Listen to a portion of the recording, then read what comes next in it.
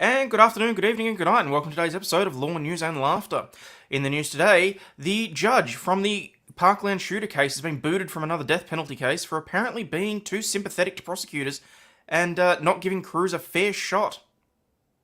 And in other news, a gentleman has been sentenced to 70 years for spitting on a police officer. Let's talk about it, shall we? Welcome to Law, News and Laughter, people. Hope you're having a great day.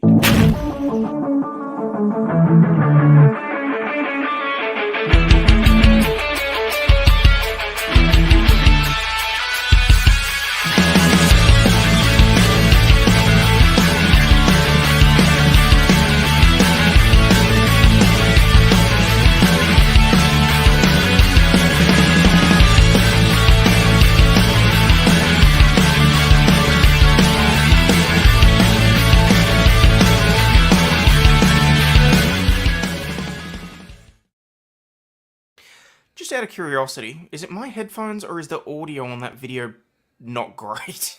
I just need to double check whether or not I've got to re-upload it or not, because that music is supposed to be crisp.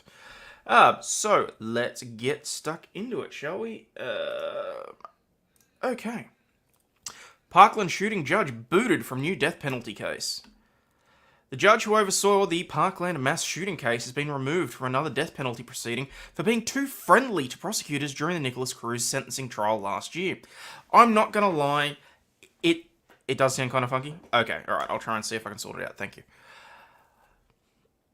Watching how she interacted with the prosecutors, how she dealt with the defense, I can understand how there's an allegation of bias. Do I think that they need to sort themselves out? Abso-bloody-lutely. I mean, getting off the stand and hugging the prosecutors and various people after the fact, that was terrible. That's, you know, there's no more clear bias than that, frankly. So, hey, Val, how you doing? Yeah. Elizabeth Schreier, who had several bitter exchanges with the school killer's defense team, will no longer handle any post-conviction matters for Randy Tuna Sr., who was sentenced to death in 2014 for stabbing his landlord to death.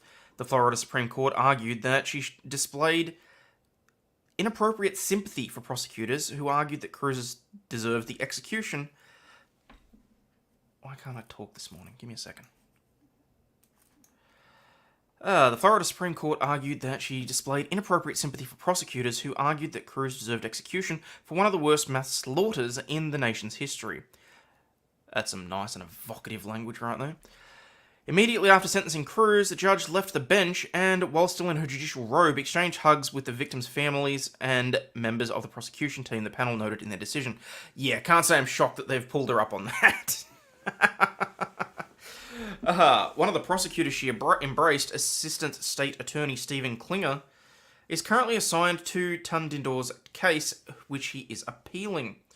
The panel argued that Tunindor has grounds for a reasonable fear that she will not give him an impartial hearing given her past actions. Jurors had the choice of sentencing Cruz to life in prison or death, and his life was eventually spared after they could not reach the legally required unanimous decision. Cruz's defense attorneys argued that his mental deficits and troubled upbringing merited the lesser punishment. His rampage at Marjorie Stoneman Douglas High School claimed 11 lives. The judge frequently sparred with his attorneys during the emotional sentencing trial last year. During one of the exchanges, the judge ripped Cruz's team apart after abruptly resting its case without giving the court any advance warning. That, I thought they were going to bring that up. As far as I'm concerned, that was appropriate for her to rip into them for that. Because the way that they acted, the way that they were quite immature about it, I had no issues with the judge pulling down the hammer on that. I had no issues whatsoever with that. I thought that that was completely pathetic. You've been insulting me this entire trial, she said blatantly, taking off your headphones, arguing with me, storming out, coming in late intentionally when you don't like my rulings. In severing the judge from the Tunindor case, the panel argued that her past behaviours would create in a reasonably prudent person a well-founded fear of not receiving a fair and impartial proceeding. Accompanied by his son, Tunindor went to his landlord's home in Plantation in Florida in 2010 after receiving a demand for overdue rent. He eventually stabbed Joseph Morrissey, 46, to death while he tied up his wife and while his tied up wife and 5-year-old son were in another room. Tunador then set the house on fire with the intent to kill off the Morrissey's family, but they managed to escape. A Broward County jury sentenced him to death in 2014.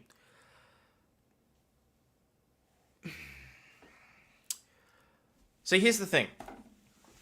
So you've got two factors here. You've got the fact that one of the assistant prosecutors is on the case, and you've got her recent inclinations and actions taken during the Cruz case.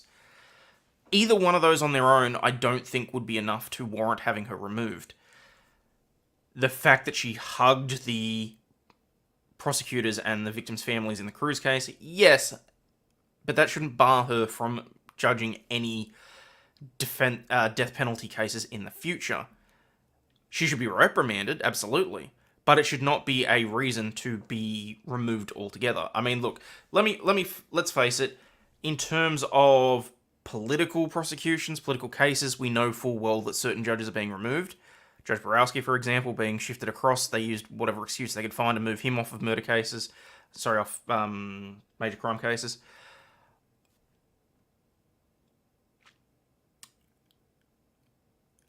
Frankly, I can see why. I mean, obviously the defense is going to want a sympathetic judge, and they're going to want someone that they would consider fair and impartial. If it's at a point where she is removed from a case by the court, then I think that the damage to her reputation's already been done, and I think she probably should be removed from any further death penalty cases, because it's just going to be an instance where the defense will be able to make an application and have her removed irrespective, because now there's going to be precedent for it. Let this be a lesson to you, people. Don't be the one to hug the prosecution.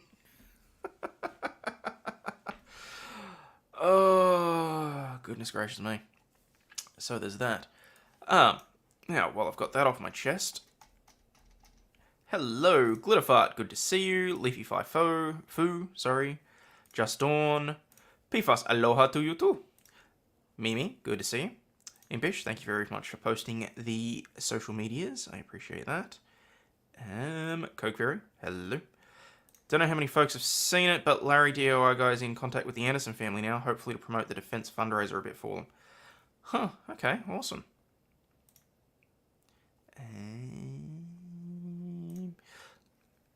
Calhoun 2 says that sounds good. Okay. Either way, I'll just double check. Another stream not notified today. Guys, given that I can see like 28 people watching, I'm willing to bet that a fair few notifications didn't go out. I'm not gonna lie. So if you wouldn't mind in the meantime, if you could remember to hit that like button, double check whether it's subscribed, that'd be great, because yeah, YouTube sliced off about 30 people in the last couple of days, I think. So Val, good to see you. The audio on the video is intended to be loud. A, it's to wake me up, but B, it's to set the tone for the show for the most part. Been up for 33 hours? Holy shit. Good, I hope you're alright. Have you thought about sleeping pills? Klinger or Klinger. Angel Stray, good to see you. Tom Nash. Sup? This is true. You can bypass the lack of notifications by following me on Twitter, or better yet, just go and hit the follow button over on Locals, because when I remember to send those ones out, which admittedly I didn't this morning, it does send them out as an email, and you do get a notification. Hugging was the camel straw? Yeah. Oh, thanks, Jim. I appreciate that. Yeah, like, I know I said that I was going to do Rittenhouse this morning. I woke up at the appointed time, my alarm went off, and I just did not have it in me. Hugging was an emotional release after a horrific case. It was still inappropriate, Impish. I mean, at the very least, you should have taken the robe off. Take it off! Take it off! Do you think Bruce Schroeder should be moved from the bench? Look, I'll be perfectly honest with what I saw in the Anderson case. I mean, I've seen far worse judges. I really have. He made some bad calls during Rittenhouse that I've seen so far. He made some shocking calls during Anderson. Does that disqualify him from acting as a judge? No. Do I think that maybe he should be working, I don't know, traffic stop crimes and infringements and that sort of thing? Maybe. But I mean, look, as far as I'm aware, he was mostly retired anyway. They brought him back because Gutierrez was linked to the court in so many different ways. So, but anyway, Liz Krill. Point I want to get back to this, Jason. It's his vocation. I don't believe in removing someone entirely from a position. I think that he has to make the good judgment as to when he is unable to continue in that position. And I do think that he may be nearing the point where he needs to consider stepping down entirely. But, anyway. Liz Krill, hello. Fuck yeah, finally. Nito Rackets on the job too. Free Zacharias. We'll see whether or not we can get Nick involved. YouTube is asshole. Yep. Your record is 9 days. Holy crap. Only notification I got was the one saying you weren't streaming today because you weren't feeling well. Oh, shit. Okay. Surely once you get removed from a case due to potential bias and you're no longer capable of being a judge, so should never hold that position again. No. Because having bias in a particular type of case does not mean that you'll have the same bias in another. I mean, the other thing you got to remember, people, is judges are not infallible. They're not robots. We know we don't want robots as judges. We know that they'll have their own idiosyncrasies, their own life experiences, all that sort of stuff. Do I think that what she did was inappropriate? Absolutely I do. And I really have to cut back on the swearing, but absolutely I do. But no, I don't think it is enough to remove her from the position. I think it's that she shouldn't be placed in that same position again, basically, where she is ruling over those kinds of cases. She made a very stupid decision. Yeah, well, the less said about murder, the better, honestly. Because, oh dear God, that was a terrible trial. Alright, moving on.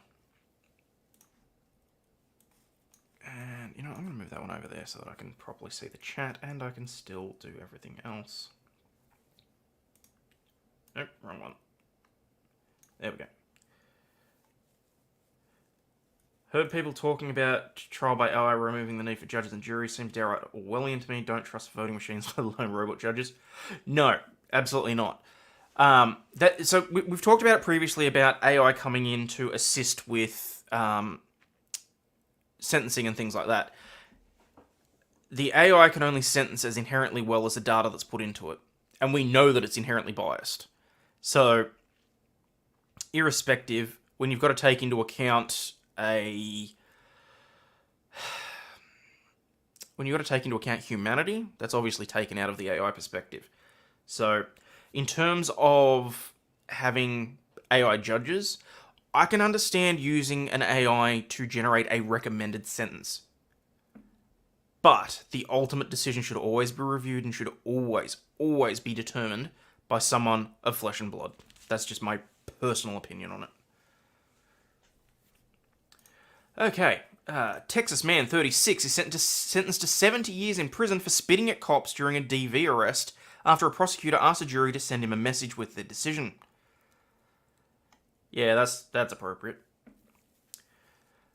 Texas man is set to be behind bars for 70 years for spitting on police officers during a domestic violence arrest after prosecutors pushed for a harsh sentencing. Larry Pearson, 36, was sentenced on Wednesday after he was found guilty of 2 counts of harassment of a public servant for spitting on 2 officers in May 2022. He was arrested after a domestic violence incident where the victim flagged an officer down on Zenith Avenue and claimed Pearson had hit her several times and had a gun on him, which turned out to be an airsoft gun. Oh, I suppose you can still take an eye out. Oh, it's gonna get challenged. I trust someone with a chip in their brain before I trust a computer with no human interaction? Yeah. The victim had multiple visible injuries to her face, the police report said at the time. Now, let's be absolutely clear.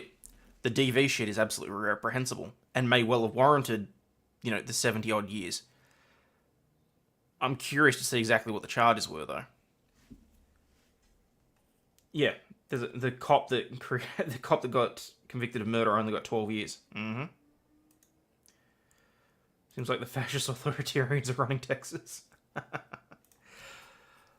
I'm not going to lie, he looks like a charmer.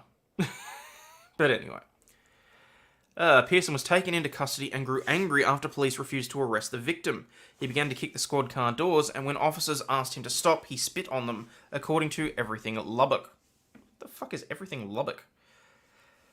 He would spit on them again after arriving at the Lubbock County Detention Center. Oh, okay, so it's a news thing for the area. Prosecutors had asked the jury to send a message to Pearson during closing arguments. If you're going to live the life of crime, you're going to do that among other criminals in prison, Prosecutor Jessica Gorman said. It is 70 years in prison for a Lubbock man found guilty of spitting at Lubbock police. A jury handed that verdict down to this man, 36-year-old Larry Pearson, today. He was found guilty on 2 counts of harassment of a public servant for spitting at the officers. Pearson was arrested in May 2022 for a domestic violence incident. As he was being taken to jail, Pearson started kicking the doors of the officer's vehicle. When an officer opened the door to tell him to stop, Pearson spit at both of them and continued spitting at them until he got to jail. Pearson also had prior convictions of aggravated robbery and continuous family violence. Due to those convictions, the minimum sentence Pearson could have received would have been 25 years. Pearson's defense argued that it was a simple misdemeanor and that the situation had gotten out of control. The minimum sentence he could have received was 25 years due to his previous convictions of aggravated robbery and continuous family violence. Fair. Lubbock is one of the most dangerous metropolitan areas and once was rated the third most dangerous city in America by Safewise. The city ranks high in violent crime and property crimes. A Safewise study estimated that 1 in 25 people were the victim of property crime in 2020. Okay, well, that's somewhere I'm going to avoid.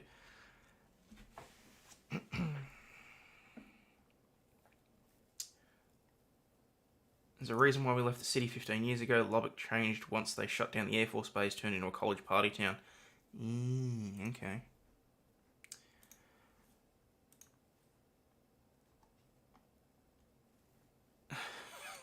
Okay. Mind-bending brain teaser challenges you to find the boy's real mum in 7 seconds. 1, 2, 3, 4, 5, 6, 7. Which one is it? Keeping your brain healthy is just an important part of what keeps the rest of your body healthy. One of the best ways to give your mind a workout is through tricky puzzles that challenge you to think differently. Optical illusions and brain teasers are a great way of helping to improve the brain's ability to perceive and interpret visual information accurately. And with a little practice, you could train your brain to crack difficult puzzles in no time. So if you're up to the challenge, why not try the brain teaser that tasks you with finding which one of the 2 women is the boy's real mum. You'll have to look quickly though, as geniuses can do it in less than 7 seconds.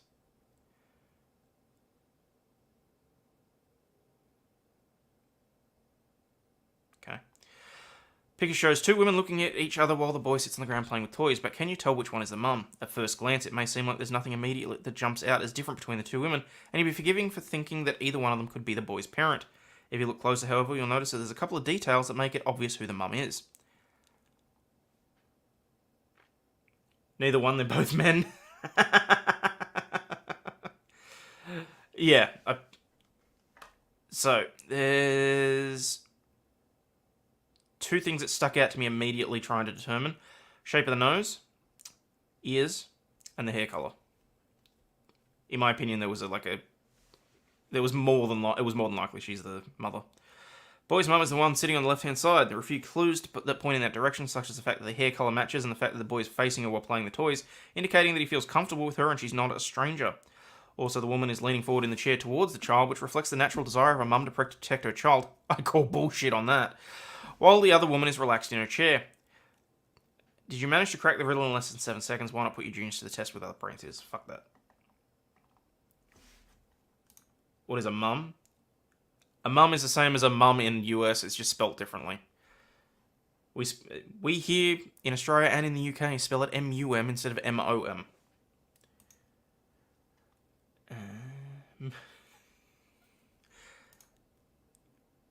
Alright. A man has thrown $200,000 in cash out the window onto an Oregon freeway after draining his family's shared bank account. It was quite a scene on the freeway in Oregon on Wednesday night after a man reportedly threw roughly $200,000 out of a speeding car. The money belonged to the man and his family, said KEZI. People are still combing the side of the Interstate 5 freeway in Eugene, Oregon on Thursday, hoping to find more of the money, even though the Oregon State Police has said that it is all gone. They were unsuccessful at locating any of the people that originally stopped on the scene and did a pretty good job of cleaning it all up, said Lieutenant Jim Andrews. Police said the 38-year-old Colin Davis McCarthy drained his family's shared bank account and let it fly along the freeway. Police said that there was unfortunately little they could do for the family because the account was shared. Because it's shared, they both have equal interests in the money. With dozens of people walking on the side of the freeway looking for the cash, police said McCarthy could be charged with a crime. Could have been charged with a crime. Most likely thing that he could have been charged with in that situation was that he was creating like that where there is a dangerous creating because his actions is disorderly conduct, potentially recklessly endangering, but most likely disorderly conduct. I know the troopers considered charging him with that or arresting with that, but in a conversation with him, they elected not to. Could have charged him with littering, maybe. Making it rain. Yeah, I know, Coke Fairy. I was having fun. Be right back. Same wives pretty much do the same thing to their husbands. Yep. Imagine a politician and a newspaper telling you what you can and can't do with your money. I know, right? The family said, even though the odds are long, they're asking for anyone who found the cash to please return it to the Oregon State Police Department. Yeah, good luck with that. Because the money is very much needed by the family. Police said the man told him he was doing well and wanted to share the money with others.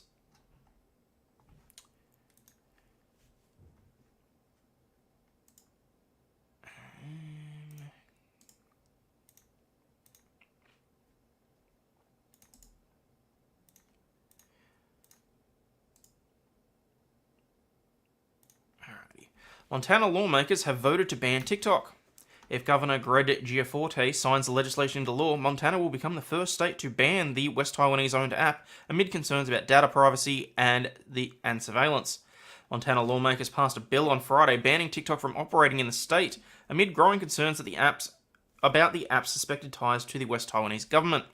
The bill was passed by the state house in a 53-43 vote and now heads to Governor Greg Gianforte's desk. If he signs it into law, they will become the first state to ban the app outright. Both the federal government and many states, including Montana, have already forbidden the app on government devices. The legislation, I'm curious, can I actually access that? Which would take effect on January 1, 2024, prohibits mobile app stores from offering TikTok to its users and enacts penalties of $10,000 for each violation and an additional $10,000 for each day that the violation continues. Coming as some members of Congress call for the complete nationwide ban of the app, the move by lawmakers in Montana will likely lead to legal challenges and expose technological difficulties of barring access to the platform, which has 150 million active users in the US.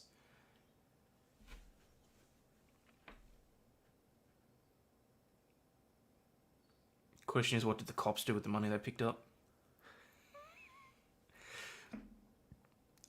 We're under no illusions that this is not going to get challenged, said Montana Attorney General Austin Knudsen to the New York Times in a recent interview. I think this is the next frontier in First Amendment jurisprudence. That's probably going to have to come from the United States Supreme Court, and I think it's probably where it's headed. Brooke Oberwetter, a TikTok spokesperson, criticized the bill's proponents for having no feasible plan of operationalizing what she described as an attempt to censor American voices. We will continue to fight for TikTok users and creators in Montana, whose livelihoods and First Amendment rights are threatened by the egregious government overreach, Oberwetter told BuzzFeed News. For years, US policymakers and lawmakers have scrutinized TikTok's data sharing and privacy practices because of concerns of its parent company ByteDance being controlled by the West Taiwanese government. And last year, the social media company confirmed in an explosive report by BuzzFeed News that engineers in Beijing had access to US data. What's up, Bugalux? No, you stay there. What's up? Can't find anything to wear. It's alright, Mummy will help you find something, okay? Hey, can you close the door? Thank you, sweetheart.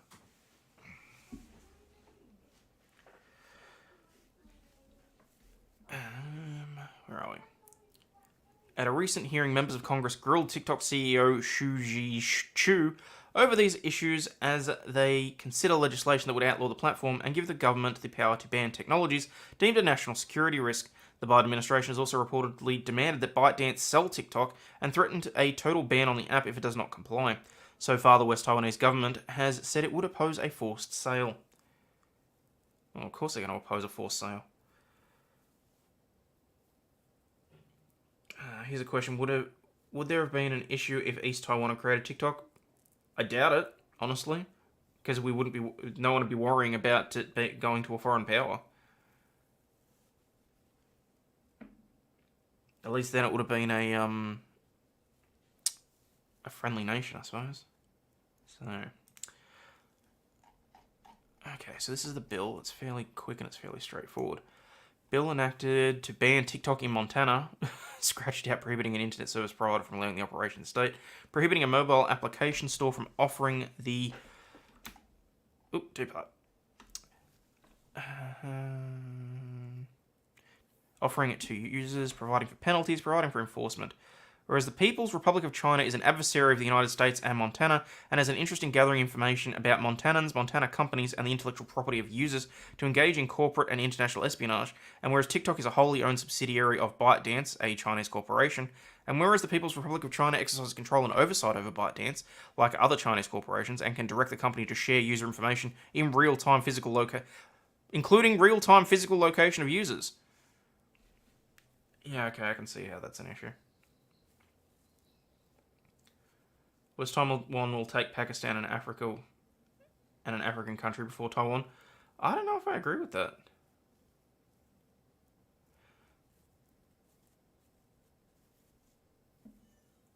I despise TikTok and think it's a Chinese spying app and not safe to use, but a slippery slope to start banning sites and apps if you don't like them. More just don't use it and it will die. It's very true. Whereas TikTok fails to remove and may even promote dangerous content that directs minors to be engaged in dangerous activities. That's really on the parents as opposed to something that should be legislated. Including but not limiting to throwing objects at motor vehicles, taking excessive amounts of medication, lighting a mirror on fire, and then attempting to extinguish it using only one's body parts. The fuck is going on with these TikTok trends? Is this serious? Pouring hot wax on a user's face, attempting to break an unsuspecting passerby's skull by tripping him or her into landing face first on a hard surface, placing medical objects in electrical outlets, swerving cars at high rates of speed, smearing human feces on toddlers, licking doorknobs and toilet seats to place oneself at risk of contracting the bug, attempting to climb stacks of milk crates, shooting passerbys with air rifles, loosening lug nuts on vehicles, and stealing utilities from public places. A lot of that is survival of the fittest, I'm not going to lie. There's a whole heap of common sense there, and there's a whole heap of...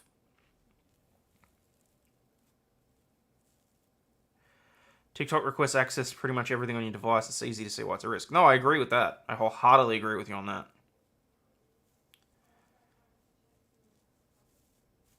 Don't like the idea of banning the app. The problem is the data sharing with China. Yeah. Doorknob lickers. I know, right? If people are legitimately going through and doing these things, I do feel like that's more of a failure of parenting. I can tell you right now, there's no way in hell my daughter is ever going to be pouring hot wax on her own face. Or placing metal objects in an electrical outlet and recording it to see what happens. Are you serious? Remove all warning labels and let God sort them out.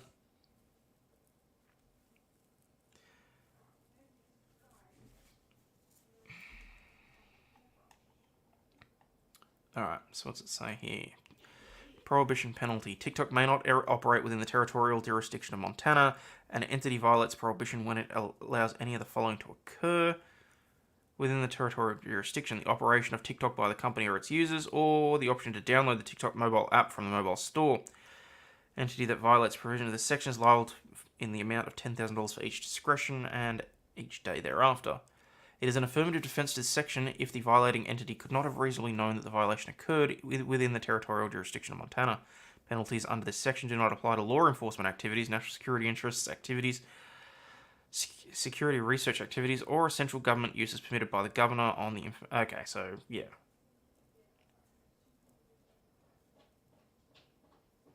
Already have similar laws for poker websites in the way. Okay.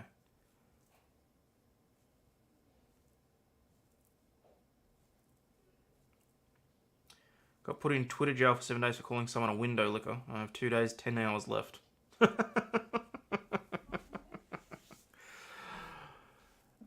Penalties in this section do not apply to users of TikTok. Okay. Department of Justice shall enforce the provisions, blah, blah, blah. Construction and severability.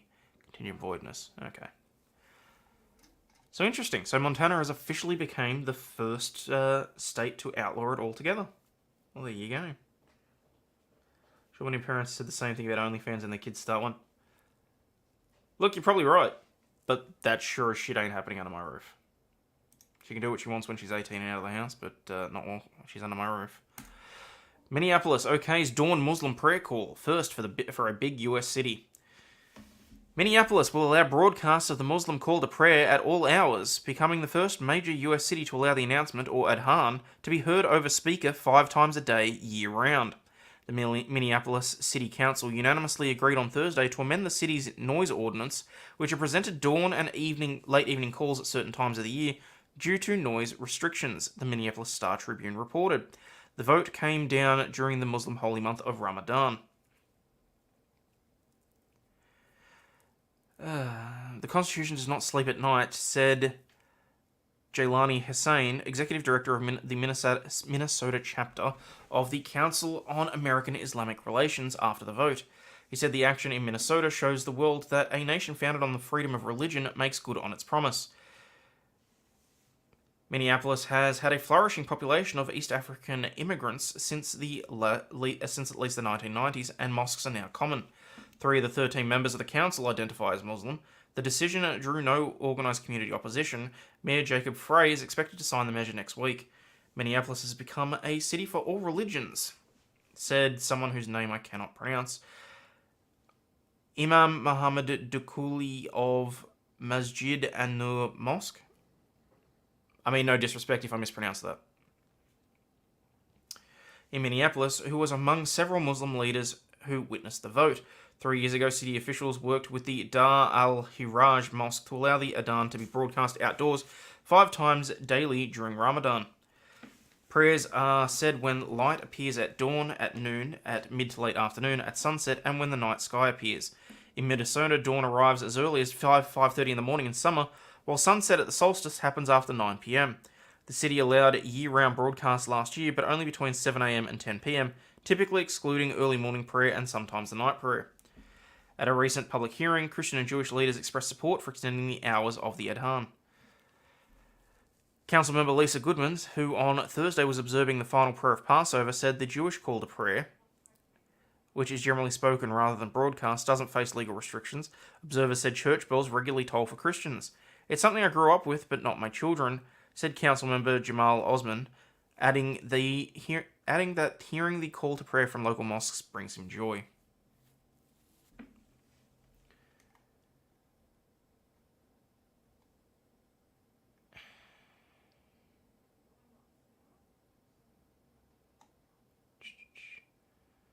Currently in Facebook jail for saying 2 adults should bang their heads together. Maybe knock some common sense into themselves. 3 days for inciting violence. Holy shit.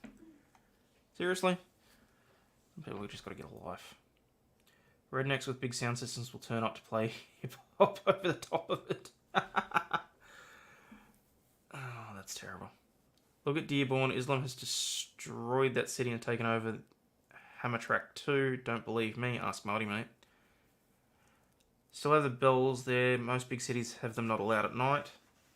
Hey, Caitlin, how you doing?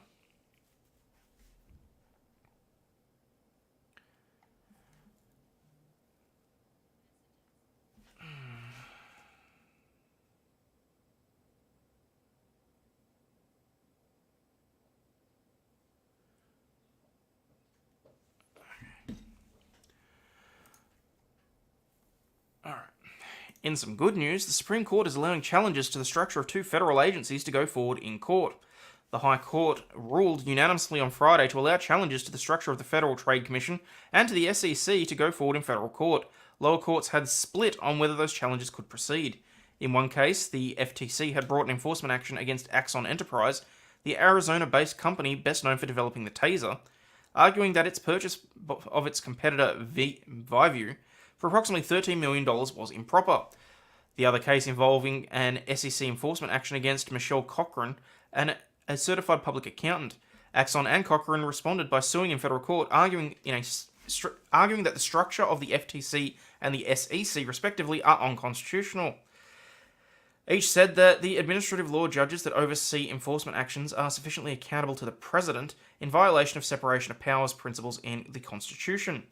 Both lawsuits were initially dismissed. Axon and Cochran appealed, and while a federal appeals court in California said Axon's lawsuit could not go forward, a federal appeals court in New Orleans said that Cochran's could.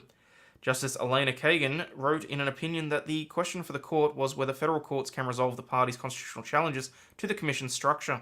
The answer is yes, she wrote, saying federal courts are not barred from entertaining these extraordinary claims. The cases the court ruled in Exxon Enterprise v. the Federal Trade Commission and Securities and Exchange Commission v. Cochran. So there you go. You can actually take the three-letter agencies to court now, apparently. About damn time. Now let SCOTUS rule on forcing the Fed Reserve to open their books. Wouldn't that be nice?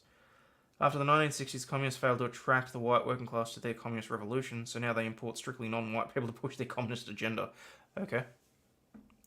I haven't seen any figures on that, so I'll have to trust you on that.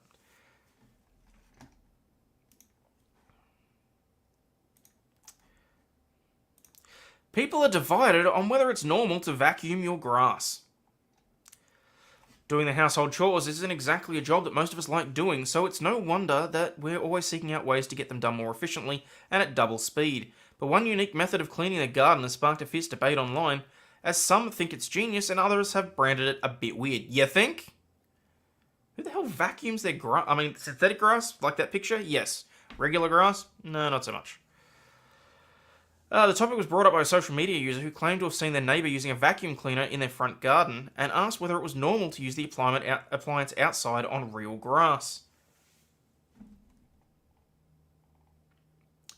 In a post in the Ask UK forum, of course it's the UK, the poster said, "Is it normal to hoover your front garden even if it's all grass? I've just seen my neighbour doing it on my Ring doorbell with a Henry Hoover. Should I be concerned for his mental welfare?" The person then added in an edit to the post that the man's lawn is proper grass and not AstroTurf, and said that they've caught him cutting the border of his lawns with scissors.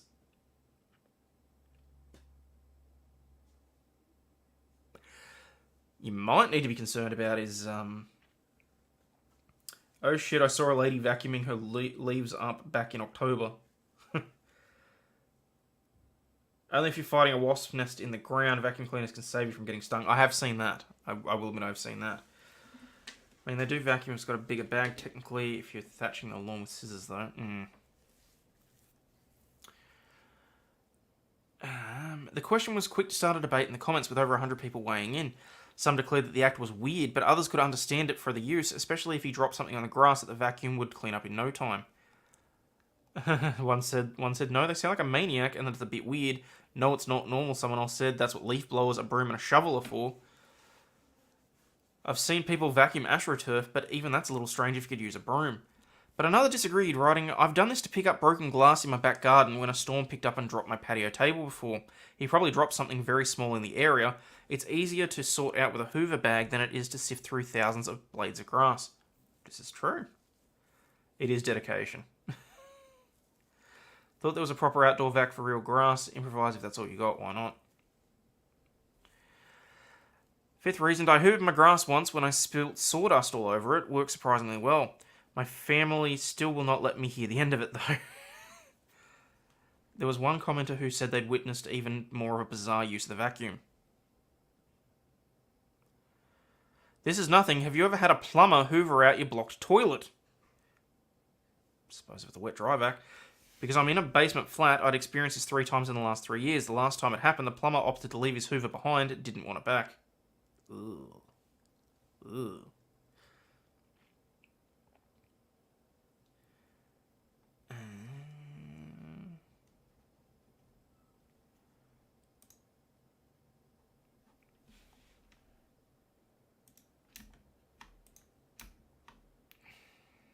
Okay.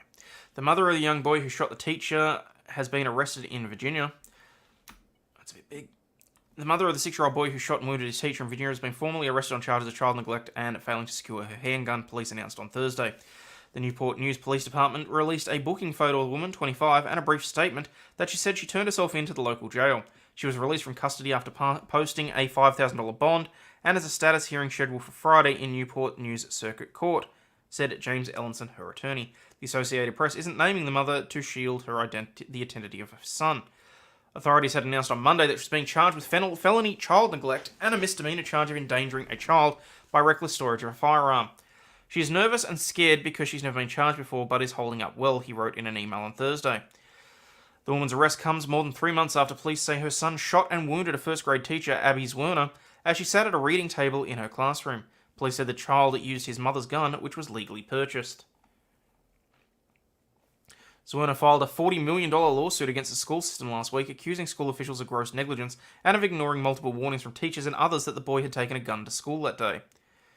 The city prosecutor's office said Tuesday that it was investigating whether the actions or omissions of any school employees could lead to criminal charges. The January shooting at Rich Neck Elementary has rattled Newport News, a shipbuilding city of about 185,000 people near Chesapeake Bay. Police Chief Steve Drew has repeatedly characterized the shooting as intentional. He said that there was no warning and no struggle before the child pointed the gun at Zwerner and fired one round, striking her in the hand and chest. Zwerner, 25, hustled her students out of the classroom before being rushed to hospital, where she stayed for nearly 2 weeks. The felony neglect charge filed against the boy's mother is punishable by up to 5 years in prison. The misdemeanor charge of recklessly storing a firearm is punishable by up to 1 year in jail. Ellenson has said previously that she has no criminal record. He also said that her gun was secured on the top shelf in a closet and had a trigger lock. So how the hell did he get it, and how was he able to... Anyway, the family has said that the boy has an acute disability and was under a care plan that included his mother or father accompanying him to class. The week of the shooting was the first time when the parent was not in the class, the family said.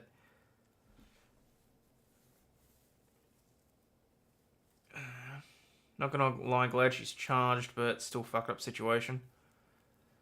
Second Amendment all the way, but as an owner, you've got to be responsible for your equipment. With a lock on it, I'm less okay with the charges. I want to know how the hell it happened. If it was on a top shelf and it had a trigger lock on it, how the hell did this happen? I mean, he theoretically had to get the key, didn't he? Where the hell was the key? Anyway, that one will be interesting to follow anyway. And in sad news, Mark Sheehan has died at 46. For anyone that doesn't know, this is the guitarist and co-founder of The Script. Guitarist of the Irish band The Script has died in hospital after a short illness. The band confirmed musician Mark Sheehan's death this evening. The Dublin-based rock group, whose hits include Break Even, said Sheehan passed away after a short illness. Much loved husband, father, brother, bandmate, and friend Mark Sheehan passed away today in hospital after a brief illness. The family and group asked fans to respect their privacy at this tragic time. Where was the key? In the key lock. Lockpicking lawyer, locks are a suggestion. Okay. He was co-founder of The Script back in 2001, but worked for years with music for years before with friend Danny O'Donoghue.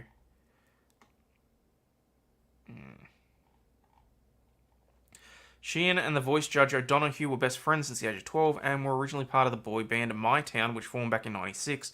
The pair later recruited drummer Glenn Power, who had played since he was 8, for their new band The Script. Tributes have poured in from across the music industry, with the official charts chief saying, "Our thoughts are with the family, friends and fans of The Script," guitarist Mark Sheehan, who has sadly died aged 46. Sheehan was a dad of 3, spent most of his time in the US with his wife Rena, who he married when he was 25. Couple had their first child, son Cameron, 18 years ago, and have 2 other children, Avery and Lil. Donoghue told Last Year how Sheehan had taken time out to be with his family, and he and Glenn took on the American leg of the tour. O'Donoghue told the Sunday World that it's his story to tell, but yeah, I guess if I could paraphrase, his children needed a father, and his wife needed a husband. He's been the engine of The Script for so long, I told him if you want to take a bit of time out for your family, you're more than welcome to, and I insist you go and do it. 46 is way too young.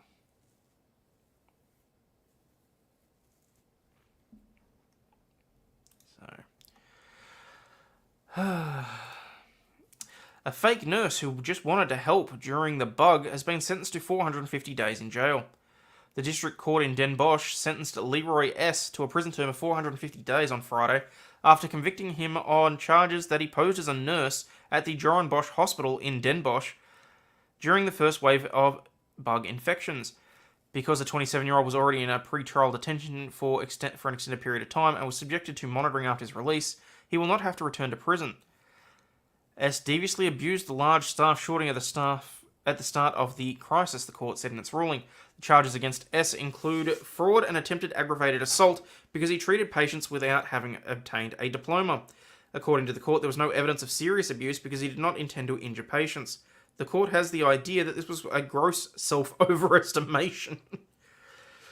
S had emphasised several times that during the handling of his case last month, he had never wanted to harm or hurt anybody. I had never had the intention of assaulting anyone. When the hospitals were so busy at the beginning of the crisis, it was all hands on deck and all help was welcome.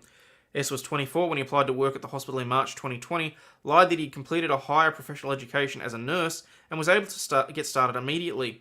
He was immediately fired when it became clear that after a few weeks, he had not completed any relevant training. Okay, after a few weeks and immediately fired are not the same thing.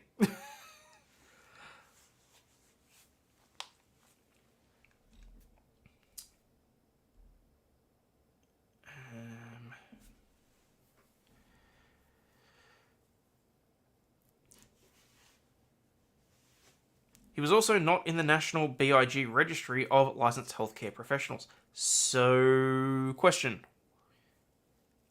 Did they not run any background check or check his references or even look at his resume? Court thinks it's very bad. It is very bad that the suspect abused a crisis situation in healthcare at the outbreak of the pandemic within our country in turmoil. The hospital pressed charges against the man a month after his dismissal, and he was arrested on May 18, 2020. He was detained for several months until the court presided over the pre-trial hearing, released him in February of 2021. He was required to wear an ankle monitoring device, the court determined. Prosecutors had demanded a conviction and a sentence of 2 years in prison with an additional compulsory psychiatric institutionalization at a TBS facility and other conditions. Although experts said S was less responsible for his actions due to mental health conditions, the court said that sending him to a TBS facility was not a proportionate punishment. However, he will have to undergo compulsory treatment for his psychological problems in the coming period, and he will be banned from participating in medical professions. I should probably well hope so.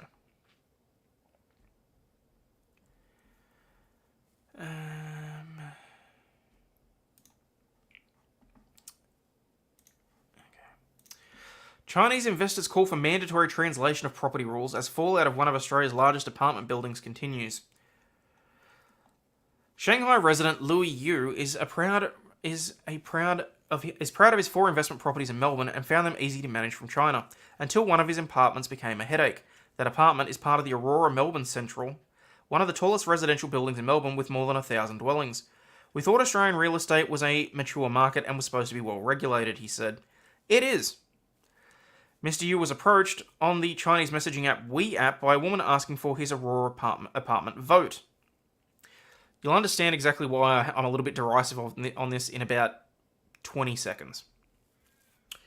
Mr. Yu said Huang Jingqiong, known to the residents as Jing, provided a form in English which he signed without fully understanding what it said or what it meant. His experience is one of several similar stories from overseas investors with apartments in the same building.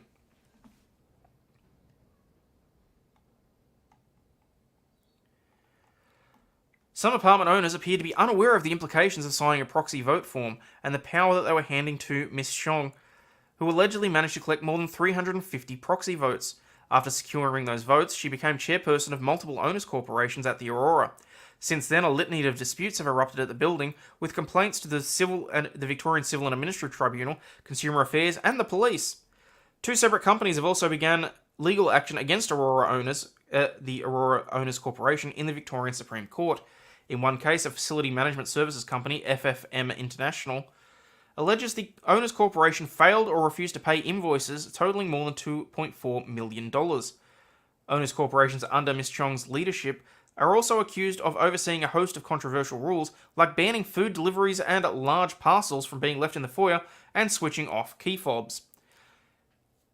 Uber Karen takes control of an entire apartment building.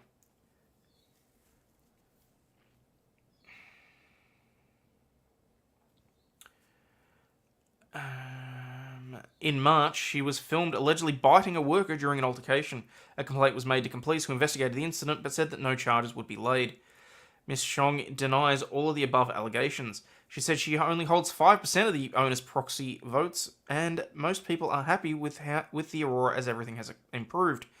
Mr. Yu, however, has issues at the building and said that they could have been prevented if overseas owners had access to information about the strata scheme in Chinese or languages other than English, so they understood the importance of proxy voting rules. Or how about this? How about you learn the language of the country where you are investing your money? Just a thought. I believe most of us never thought we would get into such a complicated situation. No, you probably thought that it was a set and forget. I'll just pour some money into this real estate industry, pull money out of another country, bring it back to communist China, and it'll all be hunky-dory. But oh, you had to go and sign something in a language you didn't understand, nor did you understand the legal implications of that document. That's on you. The Australian Apartment Advocacy Director Samantha Rees said proxy farming by either lot owners or strata members was common and was an issue that her organisation dealt with. Of the 527 requests for mediation that her organisation received last year, Ms. Rees said a quarter of them were for cases involving overseas buyers. She said that the language barrier was at the heart of the issue, with limited resources regarding Australian property regulations being available in languages other than English.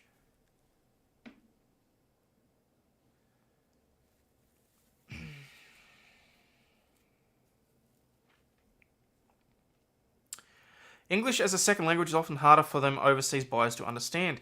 Some strata managers do actually produce their agendas in Chinese, but not many. To better inform overseas buyers, Ms. Rees has encouraged strata managers who are responsible for the administration of owners corporations to provide fact sheets about the property in languages of buyers that they're mainly dealing with. We should be providing the kind of education in a variety of different languages because we are a multicultural country. Fuck that. If someone who does not speak the main recognised language in the country decides to invest, they can take the effort of employing an interpreter. Don't get me wrong, it wouldn't be difficult for them to produce the documentation in other languages. But here's the thing. They're also calling for government legislation and for regulations and all that sort of thing to be translated and to be made available. That's expensive. And for an individual owners corporation on a strata, when the documents are going to be individual to each building, no, as far as I'm concerned, if you're the one that is going out of your way to invest in a country where you don't understand the language, that's your problem. Yeah, I was going to look at the Darrell Brooks thing separate.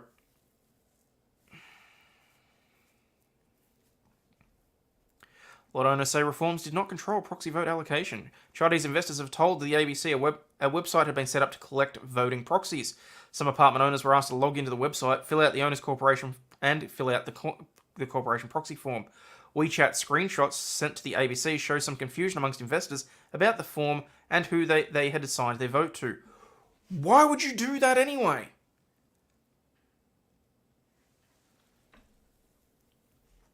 Hire a local property lawyer first? Absolutely. Yeah. Have a middleman who knows the language of the country you're investing in. How can he blame anyone else? Exactly.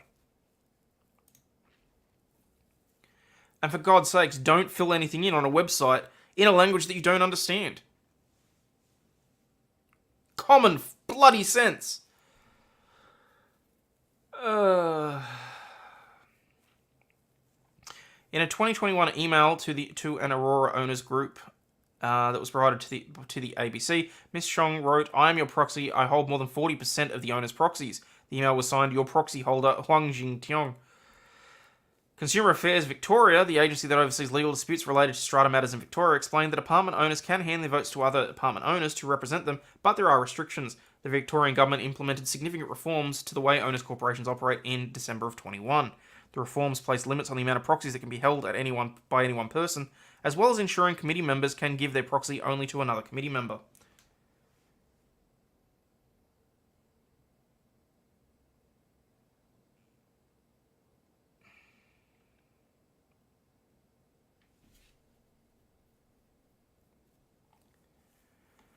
However, one Aurora apartment owner who didn't want to use her real name said that the legislative changes did little to control the issue. She said that Ms. Xiong's proxy votes were simply divided out to a small number of individuals who voted exactly the same way as she did in subsequent general meetings. If you're an owner resident, please be vigilant, she said. Aurora Melbourne Central is so large that it has at least 6 owners' corporations and is subject to a series of complicated regulations. An owners' corporation is basically a club that you join where you get a property when you get a property in a strata scheme. It's effectively a homeowners association.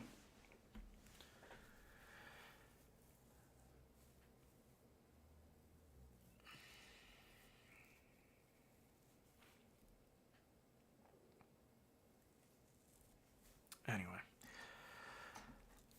thought that was pretty fucked up. Gilbert and Tobin, a law firm here in Melbourne, is offering staff $20,000 worth of an AI bounty. Law firm Gilbert and Tobin is offering staff an AI bounty of $20,000 as it accelerates its take-up of ChatGPT amid warnings the technology will cut more than 40% of all legal jobs. The top-tier commercial firm says rapid advancements in ChatGPT since OpenAI released the technology in November 22 means that those who do not embrace it will be left behind. Gilbert and Tobin Chief Operating Officer Sam Nicholas said the cash incentive to be shared by staff who submit meritorious ideas would help get the message across that artificial intelligence will be integrated into everyday work. In an email he shared with the Australian Financial Review, Nicholas told the staff to make this even more fun and rewarding, we're introducing an AI bounty.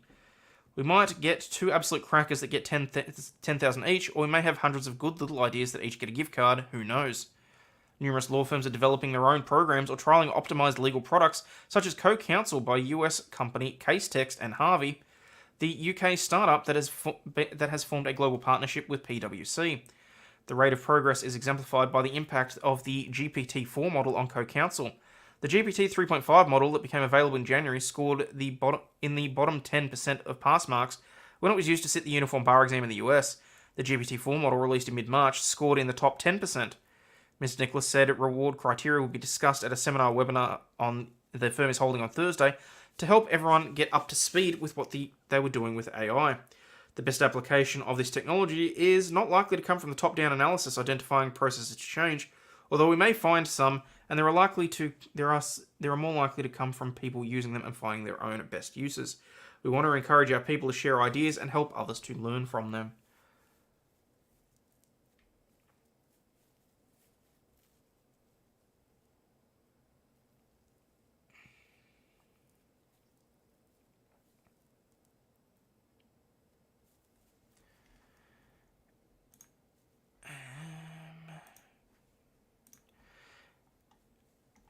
I thought this was interesting. Nima Mameni allegedly killed Cash App founder Bob Lee over a fight about his sister, according to court documents. An IT consultant fatally stabbed Cash App founder Bob Lee through the heart after the pair fought about the suspect's sister and whether they were doing anything inappropriate, according to new court documents released on Friday. Police claim that before Lee was murdered on the streets of San Francisco in the early hours of April 4, Mameni and the slain tech entrepreneur had talked on the phone about his sister, who was married to someone else. An unnamed witness told police that Nima grilled Lee about his sister, asking if she was doing drugs or anything inappropriate. Lee, 43, assured his alleged murderer that nothing out of bounds had happened. Police didn't elaborate on the relationship Lee had with the sister, who was not named in the court documents. The witness told police that it was unclear if Lee and the sister had an intimate relationship. That night, Nima drove Lee to a dark and secluded area of San Francisco, the charging documents allege, where he stabbed him through the heart with a kitchen knife.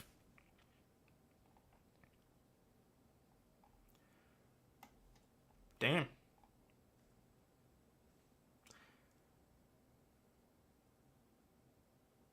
I'm sorry, what? Did you read the article about the AI program that copied and simulated a girl's voice, then demanded $1 million ransom from her family? No. That's news. To me, at least. Kaza bought the knife. Okay, that's a typo, because Kaza's the sister. Mameni bought the knife from his home, which police said makes it clear that the murder was planned and deliberate. He then texted Lee around the time of his murder to check in on him, the documents claim. Just wanted to make sure you're doing okay, because I know Nima came away down hard on you, she wrote. And thank you for being such a class man handling this. Love you, selfish pricks. Okay.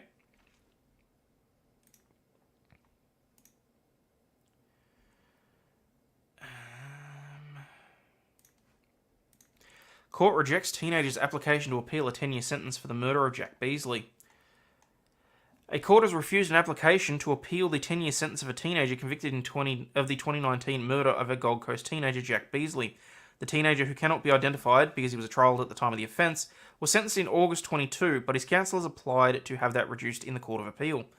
Jack Beasley was fatally stabbed in the chest on a night out in Surfers Paradise in December 2019. The teenager was one of 5 teenagers, aged between 15 and 18 at the time, who were originally charged over the 17-year-old's death. 3 were acquitted of manslaughter and a judge-only trial, and a 20-year-old pled guilty to his manslaughter. In the wake of his death, Jack Beasley's family advocated for greater police powers to randomly search people in safe night precincts and on public transport for weapons. The so-called Jack's Law came into effect earlier this month. Outside court, Jack Beasley's family welcomed the court's decision. Here we are hopefully for the last time. He got what he deserved as far as we're concerned, his father, Brett Beasley, said. We got results today, and it's what we're here for, that's what we're hoping for. He said that they would now focus on honouring his memory. We can move on with Jack's Law and help save lives, so we put parts of this whole process behind us, Mr. Beasley said. His mother, Belinda, said she hoped that it can make a difference in the lives of other young people. We couldn't save Jack's life, but hopefully we can save some others, and there's lots of kids out there that have lost their lives to knife crime. So we hope we can play a little part, and in Jack's name, I think it's a real honour for him.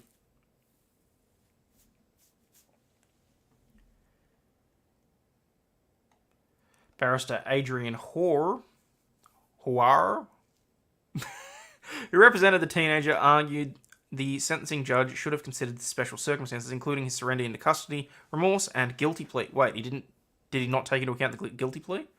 Interesting. Court of Appeal judges did not, however, accept that as a grounds for appeal.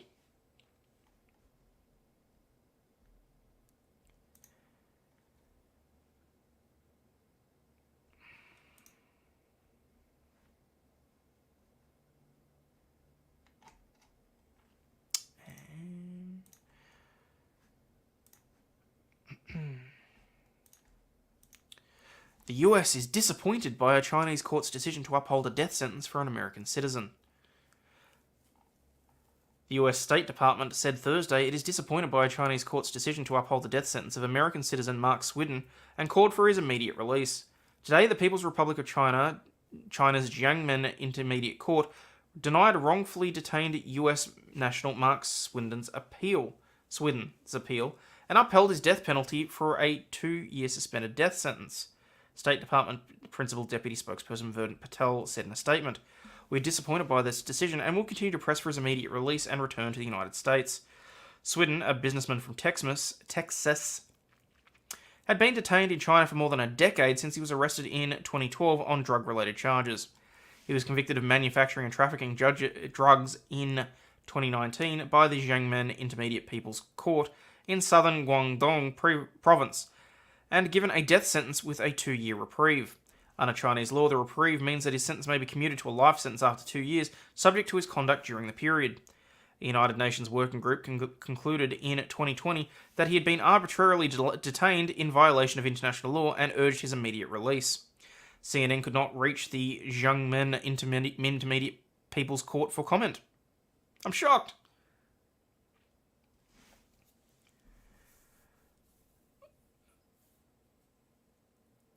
As an American, I'm disappointed by China stealing all the technologies brought to their country and act like they're self-sufficient when everything good about them comes from the US. His mother, Catherine, told CNN earlier this year that her son had been detained in what she described as a holding tank, where she said he had undergone physical and psychological torture and attempted suicide. He's been in there for 10 years where they never turn the lights off, so as a result, he's going blind. He's got fractures in his legs, she told CNN, telling them that the guards at the facility broke his hands 5 to 7 times. He's suffering and he's got an infection. He has severe periodontal disease. He has holes in his mouth that bleed constantly and he's lost 130 pounds. Patel, the State Department spokesperson, said in his statement on Thursday, American officials had repeatedly expressed their concerns to senior Chinese officials about his treatment, medical care, and inability to send or receive mail in a timely manner. US President Joe Biden and Secretary of State Anthony Blinken continue to remain personally focused on the release of Sweden and other US nationals wrongly detained or held hostage around the world.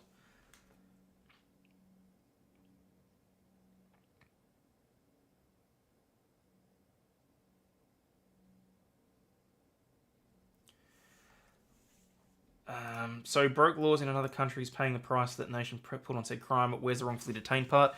The argument is that the charges were trumped up and that there is that he didn't actually engage in the activities that they allegedly found him guilty of. That's the whole arbitrary detainment part.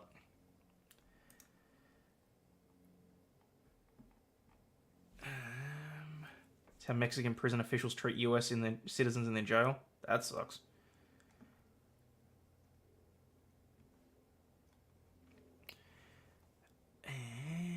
Catherine Sweden and the family members of other Americans detained by China had urged Blinken to make securing their loved ones' freedom a top priority before his expected trip to Beijing in February, but the trip was postponed in response to the flying of the suspected Chinese spy balloon over US airspace. Well, there you go. Sounds like a great weight loss plan. I don't know that I want to try it. Okay, where are we?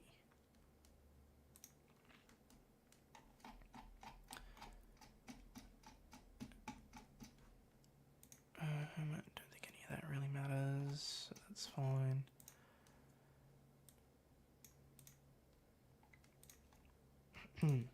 Australian court bans social media influencer ASX Wolf from giving financial advice. The federal court has issued a permanent injunction against a so-called social media finfluencer, who posted stock tips to paid subscribers under the name ASX Wolf. Queensland Justice Kylie Downs on Thursday issued the order forbidding Tyson Robert Schultz from hosting paid online groups in which messages were exchanged about share trades without an Australian financial services licence. Schultz was also ordered to pay the legal bills of the Australian Securities and Investment Commission, which filed the suit against him in December 2021. From early 2020 to November 21, he engaged in what the court ruled in December as financial services business. He spruiked stocks via disappearing stories posted to his Instagram account and sold memberships to private social media channels where stocks were discussed for $500, $1,000 or $1,500 a year. Financial service laws exist for the protection of investors, said ASIC Deputy Chair Sarah Court in a statement. ASIC sought permanent injunctions in this case because the people who paid Mr. Schultz to access private online forums where he made recommendations about shares, as well as those people who purchased those shares based on the recommendations, did not have the benefit of these protections.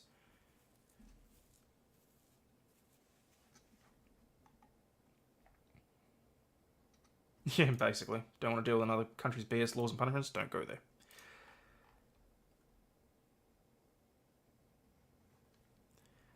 Anyone recommending financial products or providing financial advice on social media must ensure they are complying with the law or face ASIC enforcement action, the court has warned.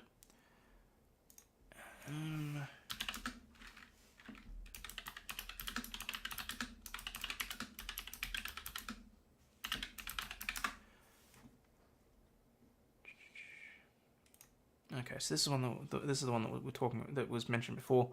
Every parent's worst nightmare. Terrifying new AI scam cloned a teenage girl's voice to call her mother and demand $1 million ransom. It's every parent's worst nightmare. A terrified call from a screaming child and a faceless kidnapper demanding $1 million for their safe return. When Arizona mother Jennifer DeStefano received such a demand from her 15-year-old daughter Bree this week, she panicked, froze, and started thinking about how much she could afford to save her daughter's life. Only Bree wasn't gagged or on her way to Mexico, as the voice had claimed. She was safe on a ski trip, completely unaware of the terror that her mother was enduring. That is the frightening reality of the latest danger posed by increasingly threatening AI technology that now needs just 3 seconds of a sample to clone a person's voice and weaponize it against their nearest and dearest.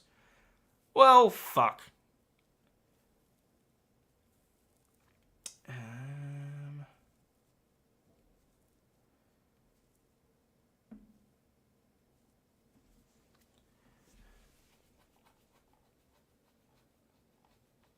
Stefano's daughter does not have any public social media accounts, but her voice can be heard on a handful of interviews carried out for school and sports, her mum says. Recently, she received a call from an unknown number while her daughter was out of town skiing. I pick up the phone and I hear my daughter's voice. She says, "Mum," and she's sobbing. I said, "What happened?" She says, "Mum, I messed up." And she's sobbing, crying. She recalled to local Scottsdale station. She then heard a man telling Bree to put her head back down and lie down. This man gets on the phone and he says, "Listen here, I've got your daughter and this is how it's going to go down. You call the police, you call anybody. I'm going to pop her so full of drugs, I'm going to have my way with her, and I'm going to drop her off in Mexico." And at that moment, I just started shaking. In the background, she's going, "Help me, Mum, please help me, help me," and bawling. Jesus Christ. At first, he demanded $1 million. When she said she didn't have the money, he lowered the demand to $50,000. That's some backwards negotiating there, mate. Just saying. Are you glad you stopped messing around with AI now, Hayden? Yeah, not so much. Was the daughter involved? I wouldn't think so. At the time of the call, Stefano was surrounded by other mothers at her other daughter's dance practice. They called 911 while she was still on the phone to the scammer and also called her husband, who verified Bree was safe. Rather than wire the funds, the scammer demanded to meet Stefano in person. Now she is warning other parents about the dangers of the fast-developing technology. It was completely her voice, it was her inflection, it's the way she would have cried. I've never doubted for 1 second that was her. That's the freaky part that really got me to my core. My greatest fear is that this will be used to physically lure and kidnap others as they have demanded of me. If this has happened to you or you know anyone, please report it. The only way to stop it is with public awareness. Also, have a family emergency word or question that only you know so you can validate you're not being scammed with AI. Absolutely. That'd be the red flag. 1 million now. Okay, I'll drop it to 50k. Yeah. Not be the first time a child extorted their wealthy parents. Look, it very much wouldn't. But at the same time, the whole safe word thing is completely something you should always have. And I think that's why I enjoy the Bert Krishna story.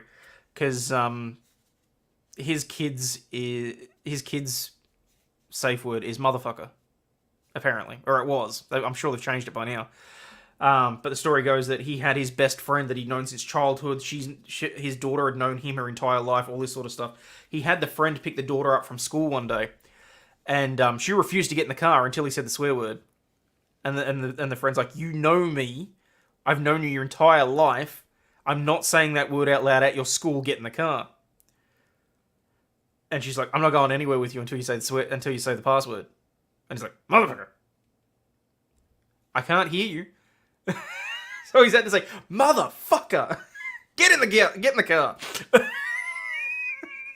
It's a fucking funny story. Oh, I'm so glad that he's getting a movie too. And I love that his wife was the one that helped write and write the script and everything. And apparently his wife picked the cast because he got partway through the script apparently, and he said, "I didn't know that I had to kiss somebody, and my wife picked them out." And he's like, "She's got good taste." Oh shit! What happened? Did they catch him? In the book Robopocalypse, AI used other people's voices to accomplish evil goals. Yeah, well. Bloody hell. Alrighty. I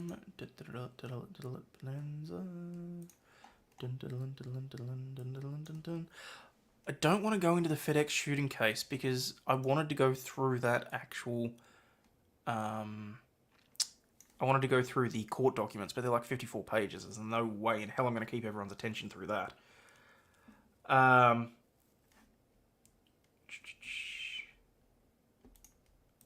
is...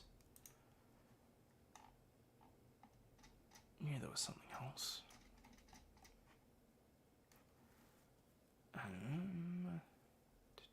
it go? Where did it go?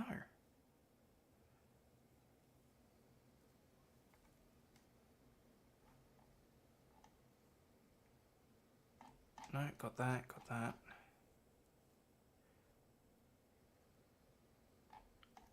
North Korea saying it's tested its new solid range fuel rocket. Yeah, I don't know that I believe that. Another going postal. That's a comeback.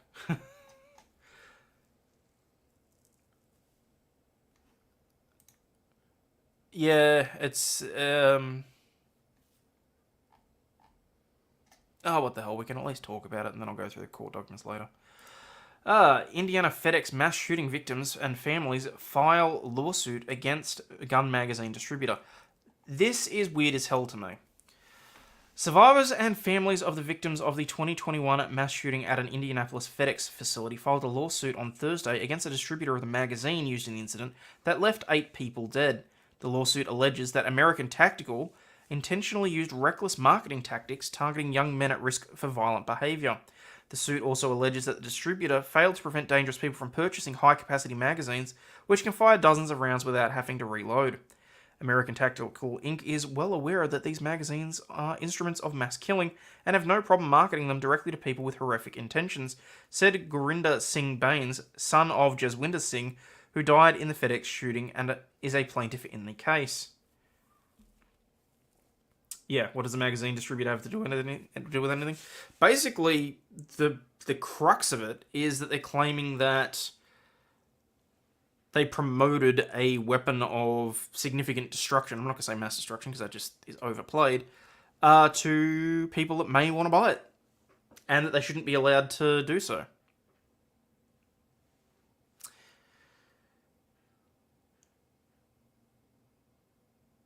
Yeah, they lost family members, but they're looking for a payday. Effectively. Magazine apparently worked perfectly. The magazine didn't hurt anybody. I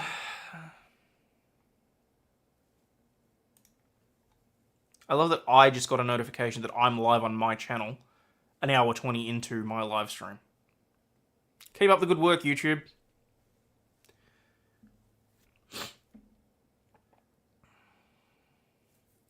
The 19-year-old suspect was a previous employee at the FedEx ground station who died by suicide inside the facility, according to police. At least 100 people were inside the FedEx ground facility on April 15, 2021 at the time of the shooting. American Tactical President Tony DiCario and Marketing Director Joe Calabro, along with the magazine manufacturer Schmeiser GmbH, are also named in the lawsuit, according to a news release. Indy Star, part of the USA Today network, reached out to American Tactical shortly after the lawsuit was filed on Thursday. A spokesperson for the company said that they had no comment to make. Why would they? The complaint, which was filed in federal court in New York, argues American Tactical was the exclusive importer of the Schmeiser magazines and sold the magazine used by the gunman in the FedEx mass shooting. The lawsuit alleges the company deliberately marketed and sold a product used to carry out mass shootings, according to the release. American Tactical Inc.'s high-capacity magazine, used in the FedEx mass shooting, had 60 rounds, 2 to 3 times the killing capacity of standard magazines, said Leslie Mitchell Kroger, who represents the plaintiffs. The lawsuit argues that there was a clear duty by American Tactical to take reasonable steps to prevent dangerous individuals who would be attracted to such a weapon accessory, like the FedEx shooter, from acquiring their product. According to a news release, the company failed to implement any protocols or safeguards. Why the fuck should they? Unless a particular item is prohibited by law, which, for the most part, most of them shouldn't be anyway, there is no reason why someone shouldn't be able to sell something freely to any individual. You know, within reason. Obviously, you don't want kids playing with these things, but if they have any person that has a legitimate legal right to own a gun has a legitimate and legal right to own a magazine. Pretty fucking straightforward to me. 60-round mags are common. Shooting was in Indianapolis. This is way outside New York jurisdiction. They're suing the company where it's set up, where it's based. Dare say it's probably got favourable laws against them as well. Where are I? American Tactical published several marketing videos, which I've already checked. They're no longer available, so I can't see them, in the style of violent video games and action movies featuring men wearing tactical vests, the news release states. What bullshit. What gun company would set up in New York? Dunno. Saw an article where a gun company was trying to make a gun only used with a fingerprint. Interesting. That's interesting. See, I always see when I saw that sort of shit in the Doom movie, I thought that was interesting. Like you had biometric registration and the gun wouldn't fire unless it was the person that was registered to.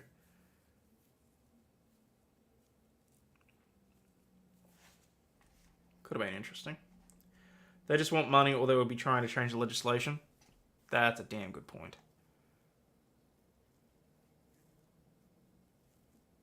Indianapolis is roughly a quarter of the way across Australia. Yeah, it makes sense. I can walk into a gun shop or a pawn shop in 3 different states and buy a 60 round or banana mag as long as my record is clear. Hey, Jude. Forgotten Weapons posted a review of it. Okay. The lawsuit argues the gunman wore a tactical vest nearly identical to the gear used in the American Tactical video advertisement. So what? So what? If I put on a shirt and I walk down the street and engage in an action, would the shirt manufacturer be liable for any actions I took? No. How the hell are they making... This is such a huge jump.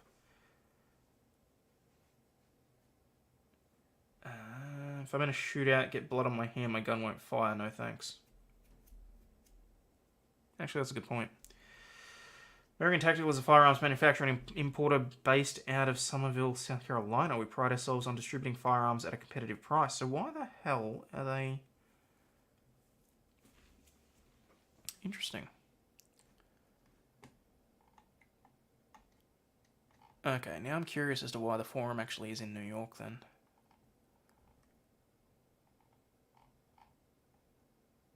Parties. Plaintiff.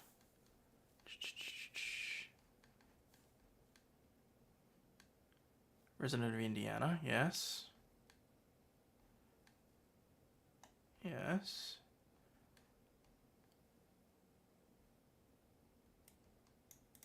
Defendant American Tactical is a New York corporation with its principal place of business located at 231 Deming Way,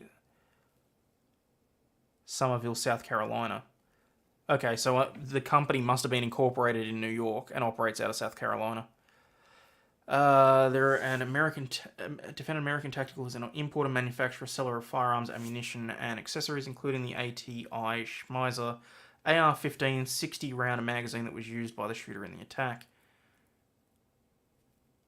Upon information and belief, American Tactical imported, marketed, distributed, and sold the magazine either directly or through one or more subsidiaries or intermediaries to the shooter and other similar magazines to members of the general public. And? What's your point?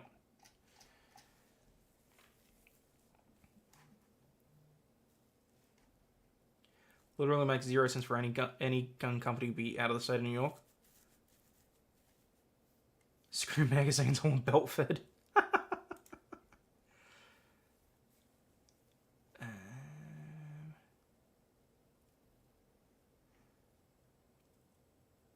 Should have moved the incorporation to Nevada.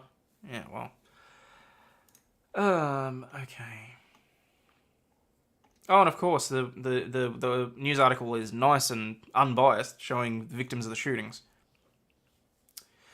The gun industry and gun rights advocates have said manufacturers should not be held liable when people misuse their products and have compared firearms to other products, such as cars, that can be used to hurt people. Exactly! I'm just putting it out there. How the hell do you attribute vicarious liability to the manufacturer of a steak knife? If someone goes nuts, slits their partner's throat in the middle of the kitchen, how the hell are you going to say that that's the manufacturer's fault? Or the fact that they sold that particular knife for a particular reason is their fault? Just give everyone a nuke and let's be done with it. Here in Colorado, you have the castle doctrine, but you cannot defend your property. I disagree. If I spend years of my life paying off a car and you try to steal it, I should be allowed to end you. A full auto steak knife. While gun makers have been granted immunity and exempt from lawsuits over crimes committed with firearms under federal law, survivors and families of victims are increasingly trying to hold the industry accountable. This isn't a hypothetical, Baines said. My father is gone because they didn't care they were enabling mass shooters. They have to be held accountable, not just for my father's sake, but for everyone who may still suffer what my family and I have been forced to go through. Families of the victims of the 2012 Sandy Hook shooting in Connecticut won a $73 million settlement last year from gunmaker Remington over marketing practices. Also last year, the survivors of the Highland Park parade shooting in Chicago filed 11 lawsuits against the manufacturer of the rifle used in the attack, accusing gunmaker Smith & Wesson of illegally targeting its ads at young men at risk of committing mass violence. In November, the mother of a girl killed in Uvalde, Texas, the school mass shooting, sued the maker of the AR-style or semi-automatic rifle that the gunman used to fire more than 100 rounds.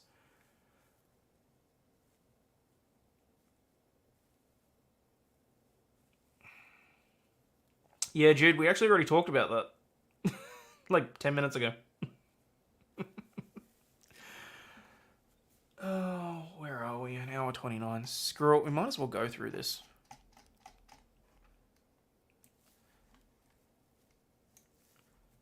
Alright. The Uvalde cops were pussies. Absolutely. Alright, peeps. Strap yourselves in. I'm not going to read all of it, but this is 54 pages of bullshit. United States District Court for the Western District of New York sitting at Rochester. Gurinder Singh Baines as personal representative for the estate of Jaswinder Singh, deceased, Harpreet Singh and his wife Dilpreet Kaur and Lawinder Kaur, versus American Tactical Inc., Anthony DiCirio, Joseph Calabro, Schmeiser GmbH, and 365 Plus DOO. These lawsuits are forbidden by federal law, yet these judges let them drag out in the hopes that they will settle. Should sue the psycho drug manufacturers that these people are on.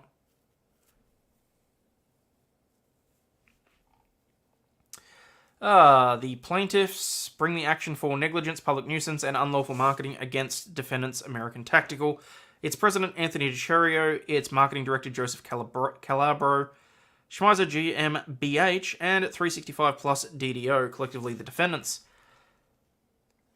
No honest man needs more than 10 rounds, said famed firearms manufacturer and designer William B. Rudger Sr. over 30 years ago. I'm not going to lie, it's one thing that I do like about American pleadings. You guys get very flamboyant in your language and what's allowed to be included. Shit like that does not go into our complaints or statements. It's all fact, it's all based around the incident, it's all based whatever else. You can't include quotes or anything like that, and I think it's hilarious, honestly. I think it's great. I can't say I'm surprised on your bitness. I'm pretty sure that a whole heap of people did not get the notification. Ruger also stated, I never meant for simple civilians to have my 20 to 30 round magazines. A magazine is an accessory used to store and feed ammunition into semi-automatic and automatic guns.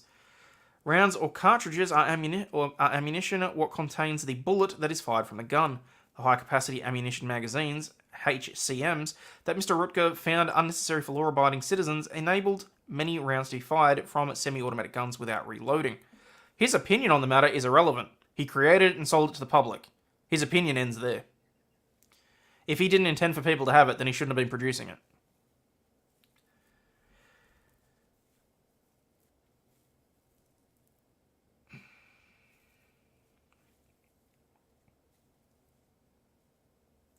Maybe I should sue Ford for the woman that hit me.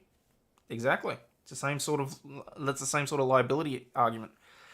HCMs are not necessary or even useful for lawful self-defense or hunting. They are, however, very useful for killing large numbers of people quickly before the user can be stopped as he reloads. While soldiers in a combat zone may need to shoot many people quickly, HCMs in the civilian context are, as a practical matter, useful only to engage in mass assaults of other civilians or law enforcement, that is, mass shootings. Phil Ruger was a FUD and bankrupted the company. What do you know, once he was ousted, they become profitable again? I'm shocked. I'm truly shocked by that. This is a case about what happens when companies recklessly design, market, sell, and distribute these accessories to the general public indiscriminately and without adherence to reasonable safeguards. While some debate the exact number of rounds beyond which a HCM has become unreasonably dangerous and unnecessary firearms accessory that poses an unacceptable risk to the public safety relative to any normal benefit, a HCM containing 60 rounds manifestly exceeds the threshold of unreasonableness. A 60-round HCM's meaningful utility is limited to military assaults or their civilian equivalent, mass shootings.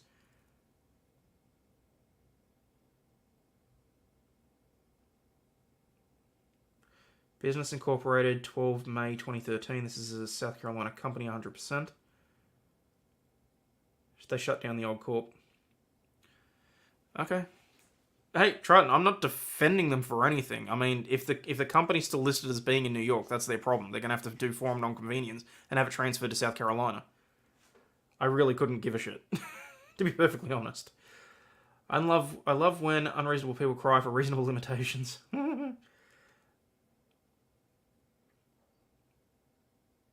There is damn little personal responsibility anymore. Yep. While some debate the extra number of rounds beyond... Oh, read that. Calling it a military assault or... Jesus Christ. A 60-round HCM has no use for law-abiding civilians employing firearms for legitimate purposes such as self-defense, hunting, or sports shooting at inanimate targets. You know what? I would disagree. You could easily go through 60 rounds if you were hunting like a kangaroo pack here, or something similar. But anyway. Defendants knew that the HCMs had been used repeatedly to slaughter and terrorize Americans in horrific mass shootings since long before April 2021. They knew that mass killers were attracted to HCMs because they generate maximum killing power in a very short time.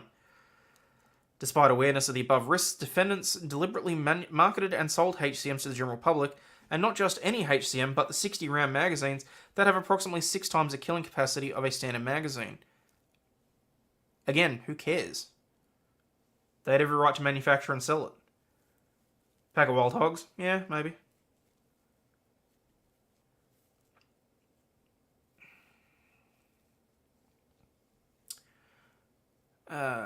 The defendants sold these HCMs without a single safeguard, screening, or limit. Indeed, these HCMs are available to purchase at the click of a button on the internet marketplace, where criminals flock due to anonymity and lack of reasonable controls. Oh, fuck off. A company that imports, manufactures, distributes, or sells highly lethal products to civilians owes a duty to the public to be particularly careful about whose hands those products end up in. Again, I call bullshit. If you're over the age of 18 and you legally are entitled to purchase that, I don't think there's any extra onus or burden on the company that manufactures or sells it.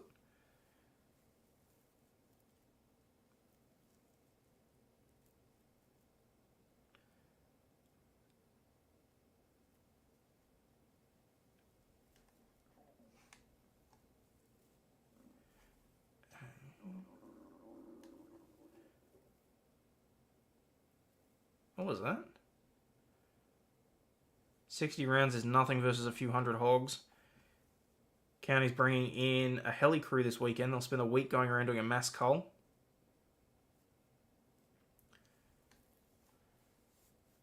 The irony is that those drum mags suck. They constantly jam and malfunction and are just range toys that are not dependable enough to bet your life on.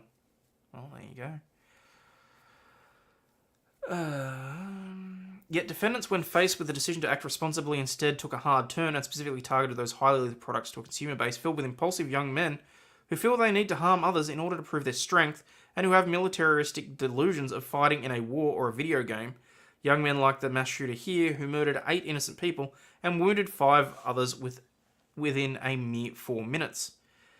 Instead of minimizing the serious risk of the HCMs that would be acquired by and misused by violent criminals, defendants breached their duty of care by significantly increasing the risk that one or more of their HCMs would be used in a mass shooting. I disagree that they have a duty of care in the first place. The only duty of care that a manufacturer or a provider has is to ensure that the item itself works in the correct manner. That harks the whole way back to the snail in a bottle case. The snail in the ginger beer, making sure that the item that the ultimate consumer uses is fit for purpose, and that's about it, really, as far as I'm concerned. Defendants did so through several reckless practices described in greater depth below, including but not limited to selling the HCMs with a 60-round capacity, allowing customers to acquire HCMs without providing any legitimate reason for needing a HCM for law-abiding activities. May as well outlaw all metal and plastic. It's not got nothing to do to stop crazy. The real issues are being ignored for too long. Tactical vests are not just used by shooters. Sorry to disappoint these morons.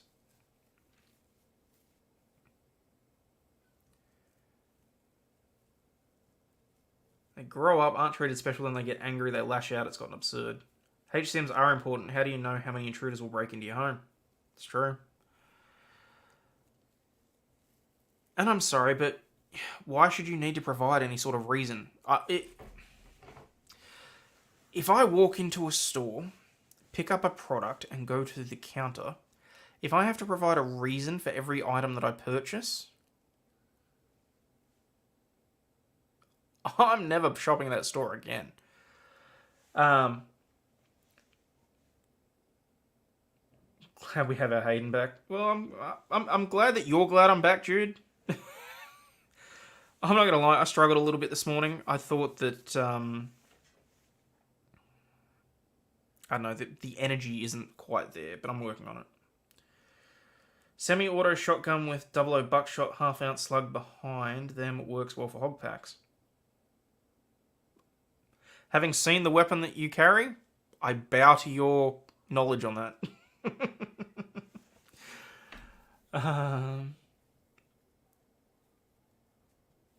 Alright. This complaint refers to this individual in generic terms so as to avoid giving notoriety to criminals. Oh, fuck off.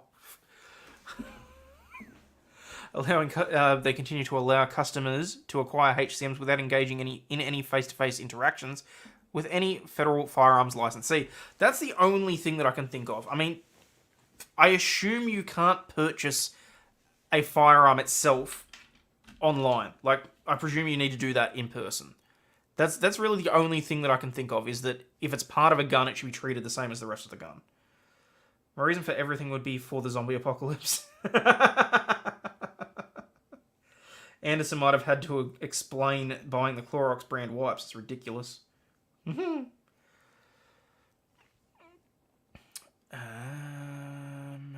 Allowing customers to acquire HCMs without providing their criminal history or completing a mental health screening. Affirmatively marketing HCMs in a manner that they knew and intended would target these highly lethal products to young men with delusions of fighting in a war, an obsession with video games, and insecurities regarding their masculinity. Oh, get fucked. The need to do harm to others in order to prove their strength. The defendant's reckless actions directly and foreseeably channeled a 60-round HCM into the hands of the shooter or somebody like him. The shooter did exactly what defendants knew or should have known what the customers would do. He combined the HCM with an AR-15 style firearm to perpetuate a mass shooting. This shooting was in Indianapolis, Indiana on April 15, 2021. Are you fucking kidding me? Again, let's take the kitchen knife scenario. I walk into a store, purchase a butcher's knife, presumably because I wanted to use it to carve a roast. If I get up to the store, I then have to provide a reason for why I'm buying this knife. Irrespective of the fact that, you have to be over the age of 18 or whatever else in order to purchase a blade, at least in Victoria anyway. I think certain other states you can go slightly lower.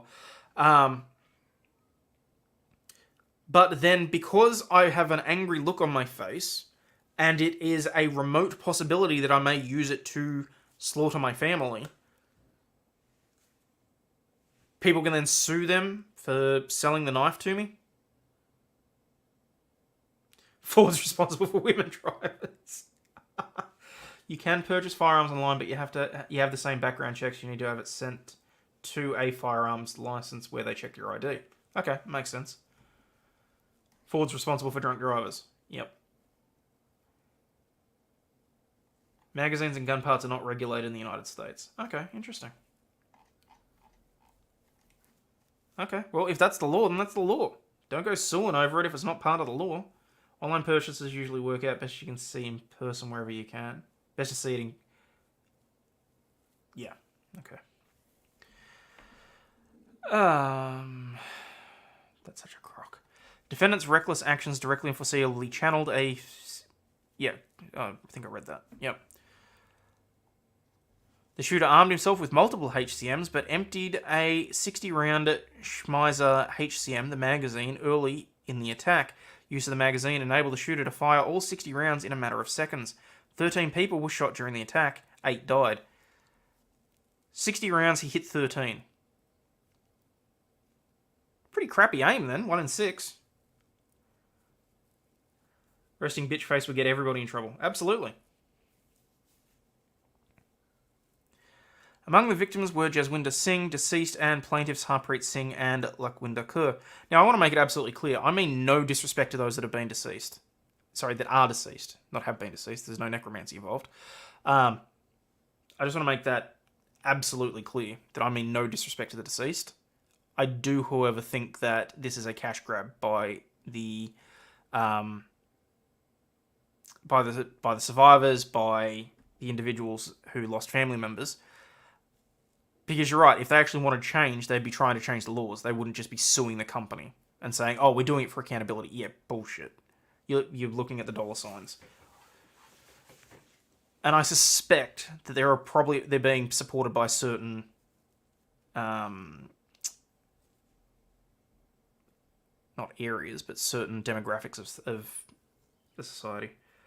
No worries, it's a cash grab, it's a push to blame guns. Yeah. He wouldn't have won fuck all at the fair.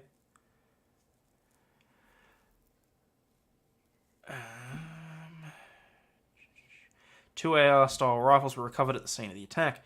Jaswinder Singh, who had been working at FedEx for 10 days and was waiting to pick up his first paycheck, when a high-velocity caliber bullet fired by the shooter penetrated his lower back, travelling through his body and out his front right flank, killing him. Jaswinder Singh is survived by his wife of over 50 years, his children and grandchildren. High-velocity caliber bullet. What the fuck does that mean? High-velocity caliber bullet. Now I'm curious.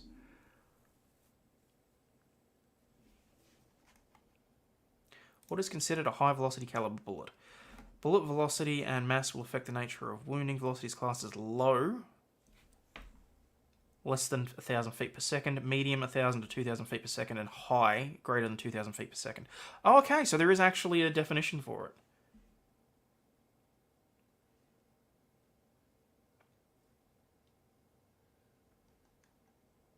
Check the Kid Rock Bud Light video at 0.25 speed. Fireworks were added. Of course it was.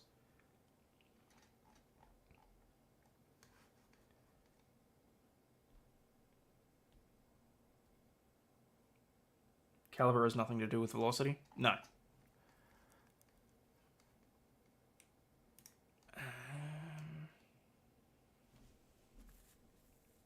So that's clearly something that doesn't know what they're talking about. Harpreet Singh, a husband and father of 3, had been working at the FedEx facility for 6 months. He had just finished his shift and was standing in line to pick up his paycheck when he heard the first shot. The bullet struck him in the head and lodged in his temple. Jesus. Blood ran down his face as he jumped over a walled area to... Hang on, wait, what? He got shot in the head and he was still able to hide and huddle silent, waited for the shooting to end and hoped not to lose consciousness. Lakhwinder Kaur had been working for FedEx since June 2020. She had just arrived for a shift and was sitting in a chair near the line for paycheck pickup when she heard pops that sounded like fireworks and saw people running. When she saw a co-worker slump over, she attempted to go over to him to offer aid when a bullet shot past her, lacerating her left arm. Others yelled at her to lie down, so she briefly took shelter under chairs before she moved with co-workers into an office to hide. One lady was wailing, unable to compose herself. Others were banging on the door to be let in. After what seemed like an eternity, law enforcement arrived and led Lakhwinder Kaur and her co-workers out of the building. See, we are not allowed to include this sort of embellishment or evocative language or anything like that in our complaints. We're just not. That's what opening statement's for. That's what for the actual court hearing is for. These brief summaries are not intended to fully capture the plaintiffs, the damage they sustained, or the terror that they endured. Upon information and belief, defendants continue to market and sell the magazine and will ship it straight to anyone who can access the internet and pay the $49.95 plus tax and shipping. The lethality of the attack would not have been possible without the magazine.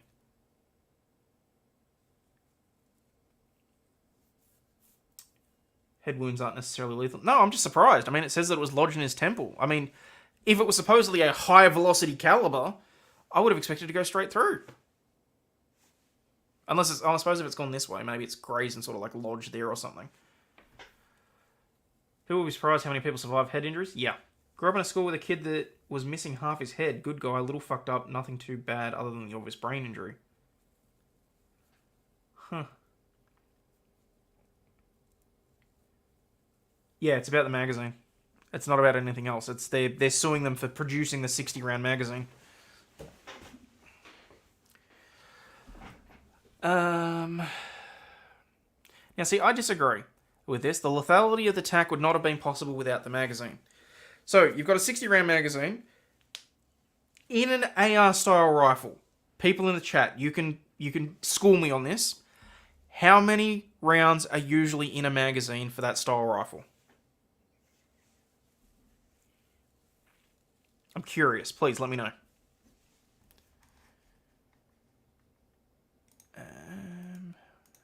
Hang on.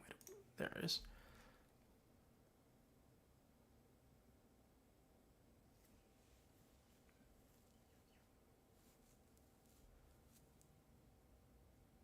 Yeah, okay, chalk pie. Feel free to,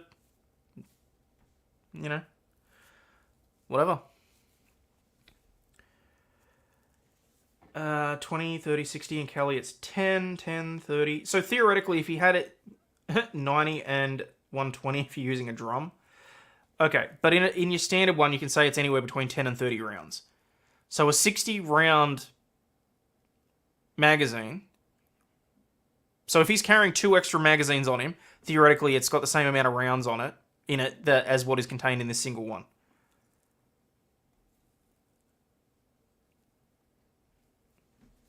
So the lethality of the attack would not have been possible without the magazine. I call bullshit.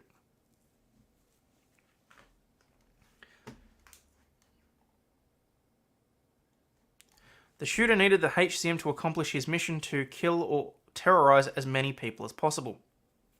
Again, I wholeheartedly disagree. I think I can crack the code. I'm trying here, okay?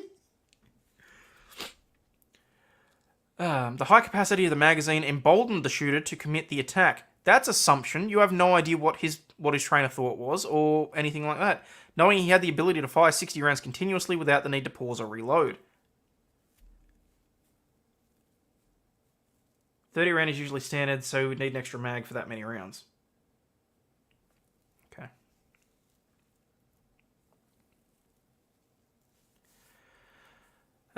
Defendants not only made the magazine easily and anonymously accessible to the shooter, defendants also targeted a dangerous class of individuals, which included the shooter with their reckless marketing campaign. Upon information and belief, the shooter would not have selected or utilized the HCM in the attack, but for the defendant's negligent or unlawful design, marketing, or sales practices. So you know that the lawyer about this that put this together knows nothing about guns. They don't know squat about magazine capacity, clearly. And all I had to do was ask a simple question of people that have general common sense in relation to guns as well. That's really disturbing.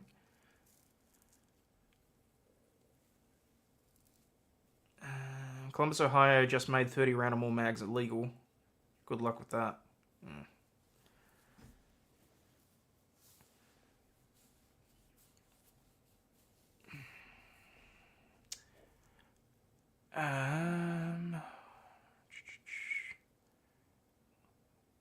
Where did I get to?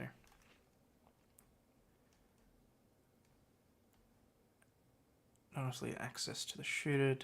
Defendants also targeted a dangerous class of individuals. Plaintiffs are entitled to damages for the harm foreseeably flowing from the defendant's reckless conduct in manufacturing and or importing, selling, distributing, or marketing of the magazine, as well as to injunctive relief to abate the ongoing nuisance created by the defendant's continuing conduct with regards to similar 60-round HCMs. You ain't entitled to shit. It is yet to be determined whether or not you're entitled to it. I get the wording, but that's not the point. What an AR-15 in 2021 with my stimulus, but I got a washer and dryer instead. A lot of these gun-grabbing attorneys have been trying to limit the right to keep and bear arms to strictly self-defense purposes, but encompasses all lawful purposes. While Red's having trouble recalling the last time I've seen a 60-round mag. What nobody ever talks about, crimes prevented by gun ownership, over 300,000 a year according to the FBI, so all these people should be victims because of mass shooters. Their maths failed.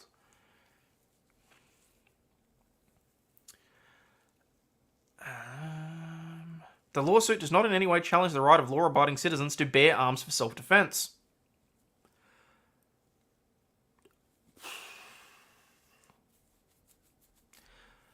Lawsuit also does not challenge in any way the right to responsible manufacturers, distributors, and sellers of firearms or reasonable firearm accessories to conduct business while complying with all aspects of their duty of care to public and applicable state or federal laws. Instead, it only seeks to hold the defendants accountable for their negligent, reckless, and unlawful conduct, which foreseeably resulted in the unlawful use of the magazine to effect mass killing. Again, I call bullshit. Adulting sucks. Yeah, well, buying a washer and dryer instead of AR would suck. Mind you, you can't really use an AR to clean your clothes, so... Negligent, reckless, and unlawful conduct, which foreseeably resulted in the unlawful use of its magazine to effect mass killing. Okay. A car can also foreseeably be used to effect a mass killing by driving through a crowd. A plane can also be seen, also have a reasonably foreseeable use of killing a whole bunch of passengers if the pilot is suicidal and decides that they don't want to live anymore. Fireworks have the reasonably foreseeable, unlawful use of starting a fire in a field, or, burning a building down, or whatever else.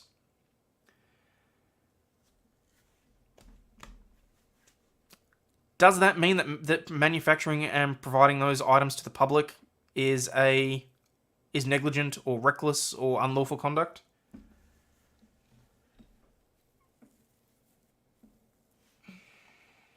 All right. I'm just going to skip over the parties because I've already been through that. Oh, okay, that might be the other reason why they're suing in New York as opposed to South Carolina as well. The director and the... looks like the director and the marketing personnel reside in New York. And when... Defendant 365 Plus DDO is a Slovenian company that designs, manufactures, and distributes firearms accessories. Upon information and belief, it acts as a global distributor, including the 60-round rifle magazines. Okay. Jurisdiction and venue. Okay, now I'm curious. Now we'll see why it's a really stupid thing for them to do. Well, I mean, look, at this point it's federal, so... FJB and all the Soros DAs and the ATF. Alright.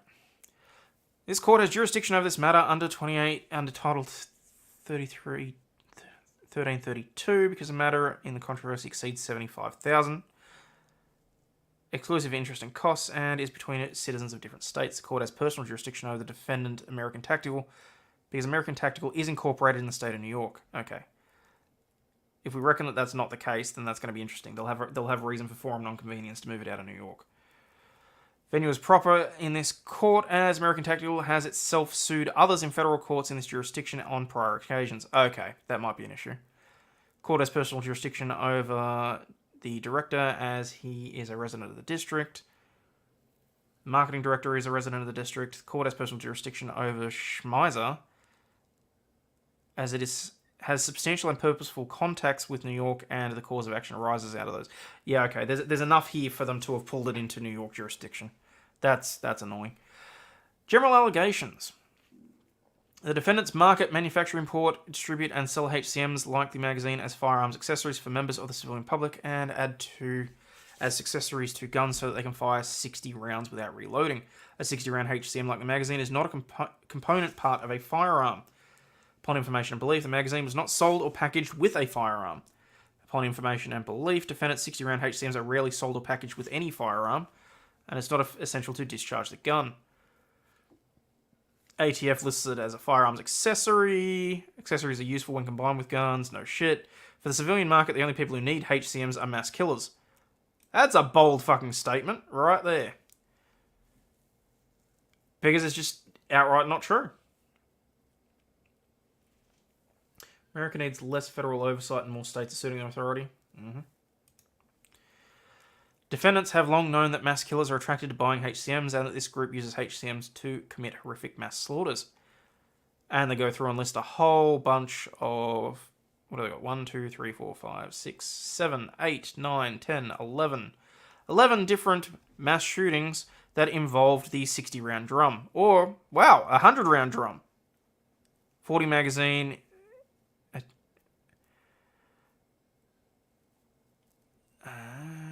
shooter armed with multiple firearms, including an AR-style rifle.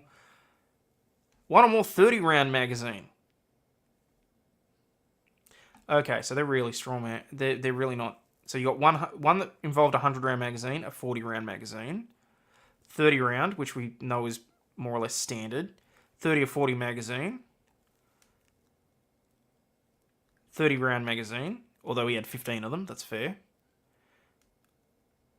200-round magazines and a 40-round magazine, 30-round magazine, multiple 30-round magazines. Okay, I just want to point out, including this is damaging to their own case. They said that the level of damage and lethality would not have been applicable if he had not had the 60-round drum magazine. In this one, they've specifically said that someone with multiple 30-round magazines killed 49 people and wounded 53 others. I would argue that that is significantly more lethal and dangerous to the public than an instance with a single 60-round drum by figures alone. Do the FBI use the 30-round mags then? Dunno. Don't understand why companies stay incorporated in states that hate them. Sometimes it can be quite difficult moving incorporation location. It's a hell of a lot of paperwork, not going to lie. But, I mean, specifically in this instance, I would have thought that a gun company would probably want to move out of New York, frankly. So in this instance, 30-round mags killed 27 people. Okay, let me just count this up. So we got 1,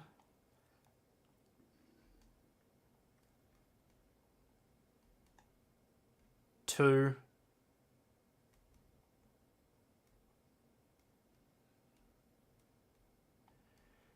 3. 3 out of those 11 cases involved drum mags with more than 30 or 40 rounds. Really doesn't help their case, in my opinion. Update, New York Department of State, they're a current corporation there. Okay, well, there you go.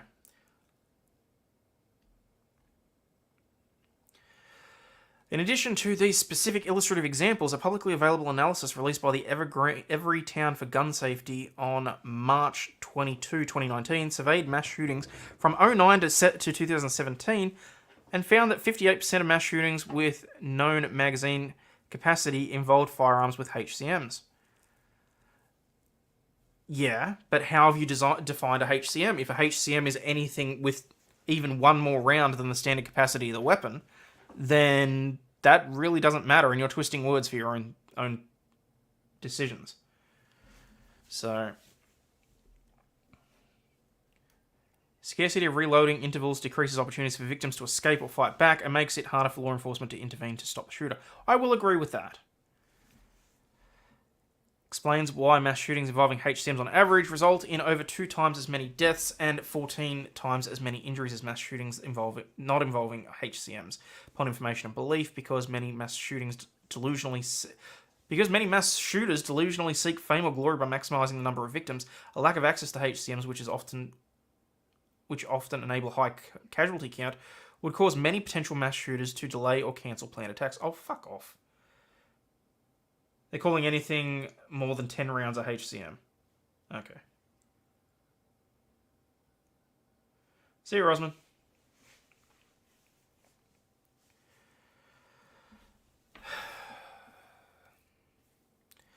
This would in turn provide crucial opportunities for law enforcement to intervene. While they're are useful to effectively engage in mass shootings, they are unnecessary for lawful self-defense or hunting, and are in practice very rarely used for legal self-defense. This reality was recently illustrated by evidence presented in two separate challenges to state HCM restrictions preceding the attack. Specifically, Colorado Outfitters Association, the District of Colorado, in rejecting the Second Amendment challenge to the HCM ban, found that no evidence presented here suggests that a general ability of a person to defend himself or herself is seriously diminished if magazines are limited to 15 rounds. Despite more than 40 years instructing individuals in law enforcement and defensive firearm use, the plaintiff's expert witness identified only 3 anecdotal incidences in which individuals engaged in defensive use of firearms fired more than 15 rounds. Yes, but no one's saying that the use of a gun has to be solely for self-defense. But that is how you're framing your argument. How many gangbanger shootings were considered mass shootings? Damn good question too. It's also stupid. The vast majority of firearms deaths occur with handguns. This is just nonsense using an extreme outlier.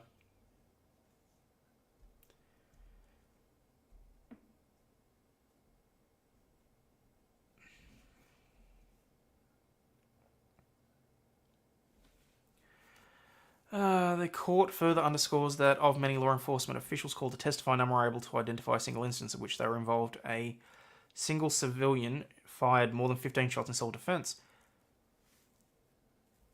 Ignore Chicago. An expert report in that litigation noted that analysis of 2 sets of hundreds of self-defense uses of firearms had both found the average number of shots fired in self-defense to be just over 2. But again, you're basically saying that the only reason that you can own a firearm is to use it in self-defense. That's how you're phrasing this argument. And it's completely disingenuous. I bet that the lawyers hired by the manufacturer have done a lot more research than whoever drafted this. I bloody well hope so. Easier to buy a cannon than a machine gun. Now I want a cannon. Been no indictments in which plaintiffs are aware of which a 60-round HCM was needed or even used by a law-abiding person for lawful self-defense or protection. Yeah, because it is not conducive to the scenario. In nearly all realistic scenarios, a 60-round HCM is unnecessary for the lawful use of a firearm in self-defense. Yeah, fine, I agree with that. Someone's coming at me, I would just want 1 or 2 shots to make sure that they were down.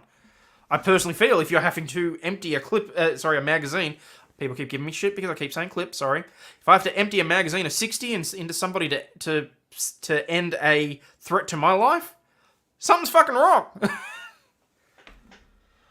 The gangbangers will keep killing each other, give them all Tommy guns. Jesus. Gun rights advocate David Kopel, in testimony before the Senate Judiciary Committee, agreed with the conclusion. 60-round HCM is not only unnecessary, but even counterproductive for hunting game, because firing scores of rounds at an animal target will effectively disintegrate the animal and make eating or mounting the animal carcass all but impossible. Okay. Oh, hang on, what's this? Breaking news. I love that I get things like that. Mike Pompeo will not run for president in 2024. Okay. Alright, I'm just going to whip through this. Defendants assume duty to exercise the highest degree of reasonable care in regard to firearms accessories. Okay, now I'm curious as to what this actual argument is. Defendants, when they chose to enter the business of marketing and manufacturing, distributing, or selling lethal firearms accessories, voluntarily assumed a duty to take every reasonable step to minimize the likelihood that products like the magazine will be misused in a lawful act of violence in the attack. Show me where the hell that is enumerated. Show me where that is in case law or in legislation. I see no footnotes here to case law. Trying to use Heller as a standard because that case said you can't ban handguns because they are a quintessential self-defense weapon. Braun says it's history at founding. Okay. Duty is multifaceted. One key aspect of the duty is an obligation to never place a firearm accessory on the market whose benefit to lawful firearm owners were non-existent, or at best negligible in comparison to the threat the accessory posed to public safety. Where is this?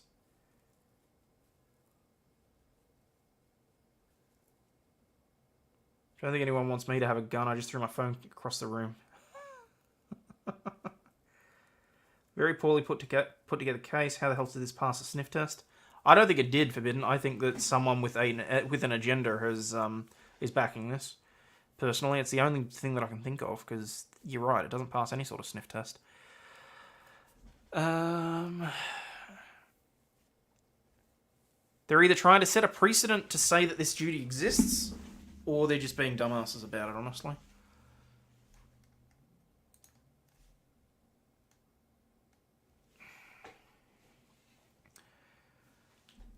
Duty to follow applicable laws, including not causing a public nuisance in violation of the New York Common Law and Indiana Code. Are you serious? You're really going to try and pull public nuisance when there's a break in the chain of causality? Yeah, good luck with that.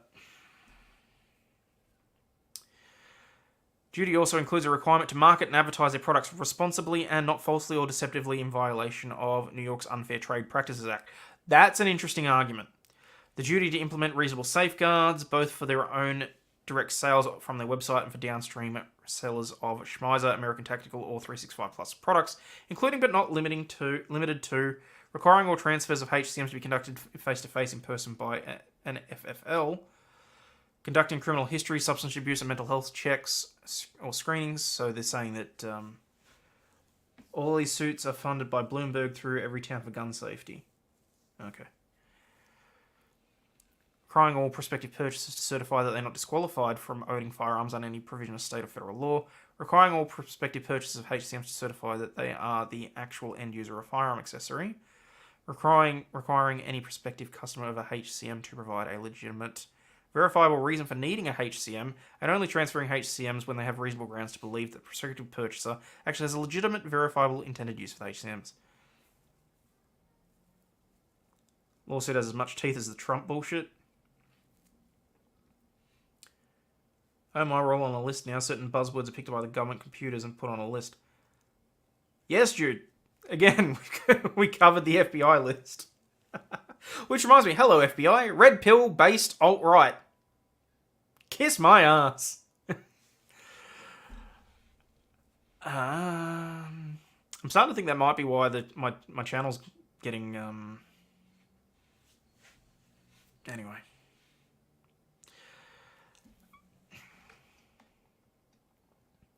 Continually monitoring information from law enforcement and the media and other sources about the misuse of the products, like the magazine and acts of gun violence. Only providing HCMs to retail sellers or downstream distributors who commit to each of the subs. Oh, fuck off. They're going to try and use this to set a precedent to say that they have to do all these things. Defendants marketed and designed a magazine in a way that foreseeably attracted and enabled dangerous individuals like the shooter. They breached the duty to use reasonable care in marketing, advertising, promoting them. They marketing attracted a dangerous category of consumer. I'm not even bothering with that. I'm just not. Defendants' use of video game and action movie aesthetics. Defendants, instead of acting carefully when marketing and selling their highly lethal HCMs to civilians, to minimize the likelihood that they did not fall into dangerous hands, publish video advertisements on social media platforms of their HCMs featuring extreme violence and reckless spraying of bullets. The marketing videos were produced by firearms media production company Polnar Tactical. Defendant American Tactical posted two marketing videos for the Schmeiser HMCs to its YouTube page. Defendant American Tactical posted one of the video advertisements titled Polnar Tactical Cross Schmeiser Germany Cross ATI presents the AKS-60 on March 30, 2021, 2 weeks before the attack. Tagline for the advertisement was, Schmeiser and ATI in partnership with Polnar Tactical are happy to present the first action footage of Schmeiser AKS-60 magazine. Enjoy. I don't see anything over and above in that.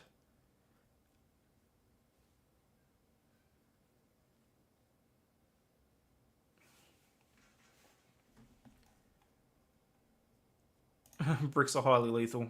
Ban bricks. Well, see, here's the thing. Saying that this item is highly lethal, I think, is also disingenuous, because unless it is coupled with an actual firearm, that they should already have gone through whatever checks or whatever balances or whatever the fuck else each state individually imposes. Whether they be unconstitutional or not, I'm not getting down that argument at the moment. The item itself is not lethal. I mean, for example, I'm holding a beer cozy. This on its own cannot get me drunk. This on its own cannot cause me to drink drive. This on its own cannot cause me alcohol poisoning. It is an accessory.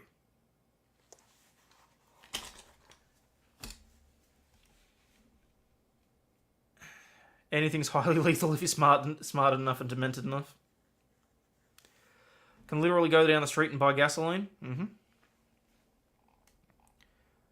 Okay, so that's a photo of the video. It depicts various men dressed in tactical vests like the shooter wore during the attack, firing a constant stream of bullets at unseen targets in various offensive tactical operations as depicted in screenshots below.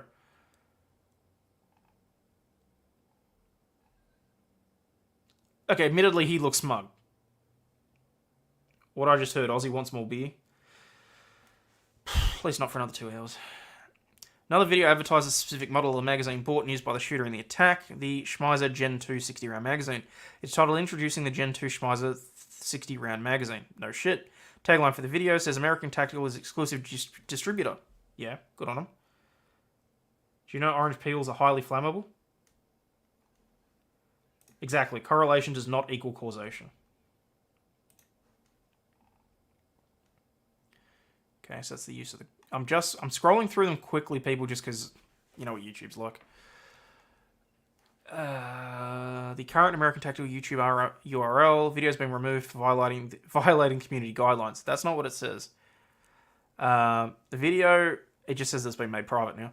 Video advertisement in the style of the trailer for a violent video game or action movie is set over an audio track that begins with tense, ominous tones before dropping to inspirational and nationalistic music, and a continuous barrage of gunfire, beginning with the first click of the Schmeiser Gen 2 60-round magazine into the character's assault rifles. Thus begins imagery of two men dressed in the same tactical vests as the shooter, engaging in an offensive tactical shooting operation. The video shows reckless continual spraying of bullets, slow-mo action shots, and characters moving into attack and shoot unseen targets. The scatterco of gunfire, displaying the ability to use the HCM for continuous rapid gunfire without the need to reload, and the raining of shells toward the end of the video reaches a crescendo while the shooter sprays bullets into a dark void and turns to the viewer to grin. Various screenshots are depicted below.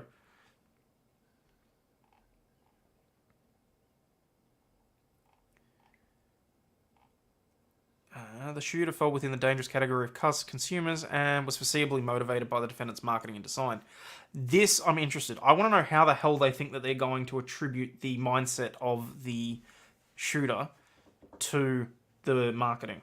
This is effectively what this is it's a continuation of the argument that TV and video games makes people violent and want to go out and shoot people. It's slightly more delineated and slightly more acute in that. You know, you can also tape two magazines together. Yes, I've seen that, where you tape them and you can just sort of like flip them around. I've seen that. I want to see how the shooter depicted in the photograph below was 19 years old. Shooter obsessively played video games and also consumed social media, including YouTube. If this case doesn't immediately get tossed out, it's purely political on the judge's part. They need to start playing hardball and appeal all this way to the US Supreme Court. You know what's called? Dust explosions. That's why you always got to be bloody careful in like sawmills and stuff as well. Games and video and TV do make me violent. They're so fucking bad these days. Yeah, but that's not in the same way, Sovereign. Shooter had been in treatment for severe and readily noticeable and observable mental health problems. At a press conference after the attack, local and federal officials said that the attack was an act of suicidal murder, in which the shooter decided to kill himself in a way he believed would demonstrate his masculinity and capability while fulfilling a final desire to experience killing people. This channel is educational. Today I learned what napalm is. Oh, here you go, Jude. Advertising can affect mindset. Just look at the fashion industry and people's concerns about weight. Look, I will grant you that. We've definitely got this Aussie put on a list or two. I already knew I was. A federal agent also said the shooter aspired to join the military. Authorities added that he had been eating MREs, or meals ready to eat, like those consumed by members of the armed forces. Notably, during the attack, the shooter wore a tactical vest nearly identical to the gear in the defendant's video advertisement by individuals engaged in offensive, tactical, or combat-like operation.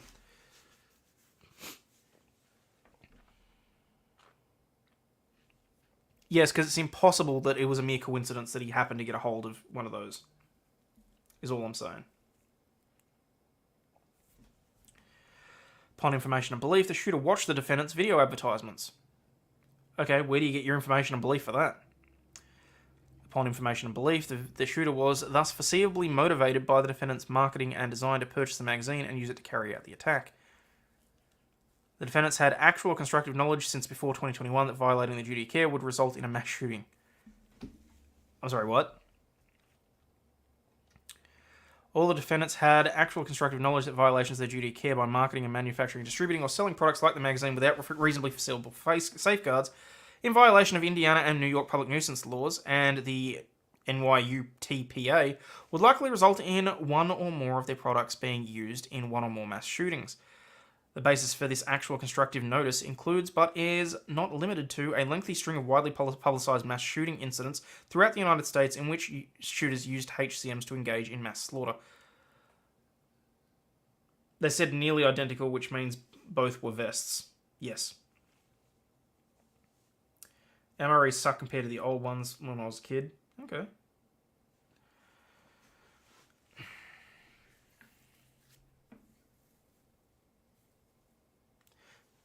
Basis for actual constructive notice that it was...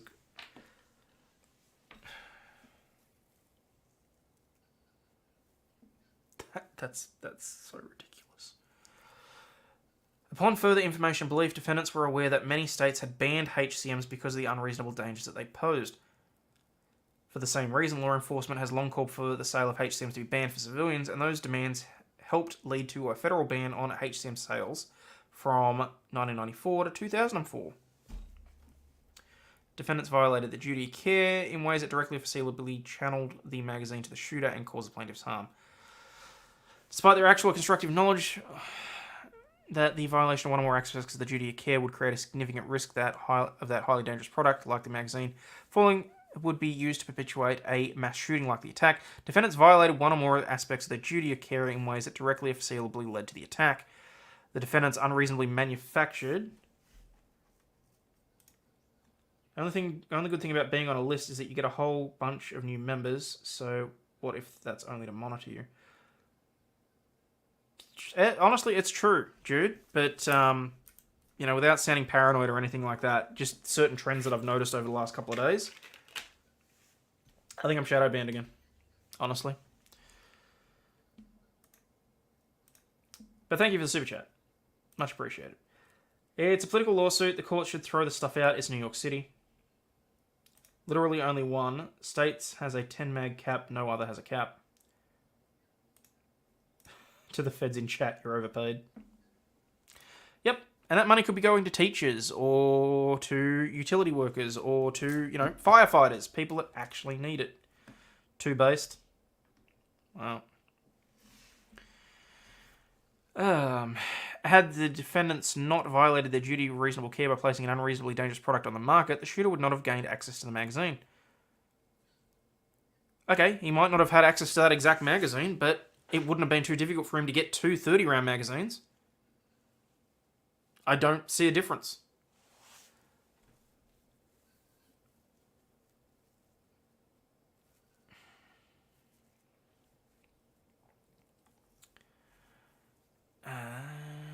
Second, upon information and belief, none of the defendants implemented any reasonable safeguards or protocols to screen out potentially dangerous purchases.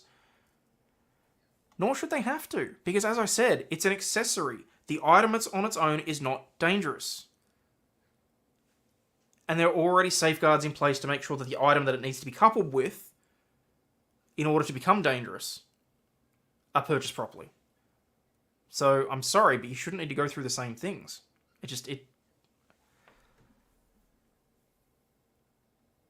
Give it to the janitors, that works too.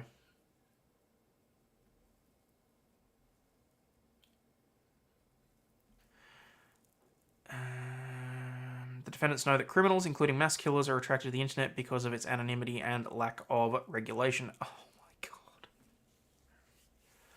Defendants nonetheless sell HCMs online without any safeguards, screening, or reasonable conditions. That's effectively like saying, oh, I'm liable for any actions taken by a criminal because they watch some of my videos, despite the fact that I don't give legal, medical, or educational advice. We're purely for entertainment purposes here. The bullets on their own are dangerous. You can push them up someone else's nose. Yeah, but arguably then, if you're putting the bullets into the HCM, it's slightly safer. Angel's been getting all the notifications? Okay, interesting. Guess maybe I'm just not that interesting anymore.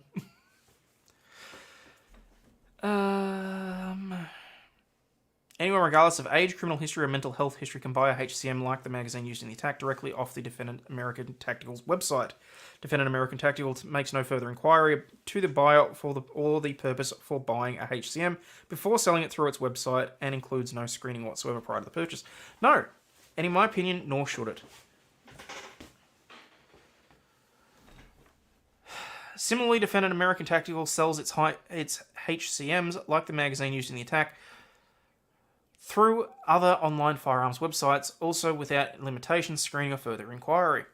How the defendants comply with their duty of care by implementing some limitations on their own retail sales or by supervising the chains of distribution so as to require retail sales of products to be governed by such reasonable procedures, the shooter would, upon information and belief, not have had access to the magazine because such safeguards would have blocked him from acquiring the magazine. So how the hell did such safeguards not prevent him from acquiring the weapon in the first place? Like, this is such bollocks. Why was attack capitalized? Was it? I don't know, probably because of morons.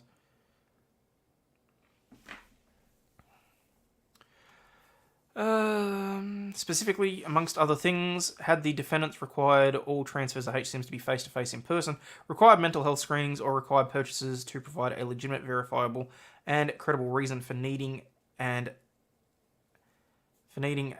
HCM, the shooter would not have legally acquired the magazine. Okay, let's look at this in a completely different manner. If I go into my local liquor store, I purchase a bottle of whiskey. I have to be over the age of 18 to do that. If I then go to another store and I see a set of shot glasses that look quite nice, should I still have to get carded for that? Because that is something that would be used with something that I need to legally meet requirements to utilize or enjoy. I feel like I'm not getting this across well enough. The item itself is not dangerous until it is used by an individual and coupled with something else. If there are safeguards in place to prevent someone that is mentally unwell, someone that is showing issues or whatever else, if they can't acquire the thing that it needs to be coupled with, then the accessory itself is irrelevant.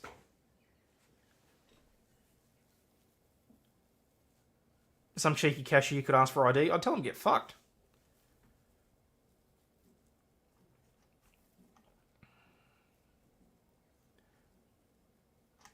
So, but anyway. How nice of a shot glass are we talking about? Look, there's some pretty nice ones, actually. Actually, you know what? Something I saw really clever the other day. I'm going to make myself large for this because I think this is really funny. Something I saw the other day at the Reject Shop, which is sort of our $2 shop where all the junk brands sort of wind up. They had repurposed shot glasses and turned them into measuring cups. Like they had, this is what 1 spoonful is, this is what 1 ounce is, this is whatever. And they had the measurements the whole way around the shot glass. I thought it was really bloody clever, honestly. But yeah.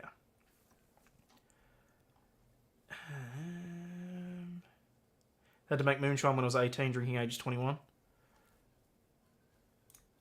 Ban high capacity alcohol to prevent alcohol poisoning. Exactly.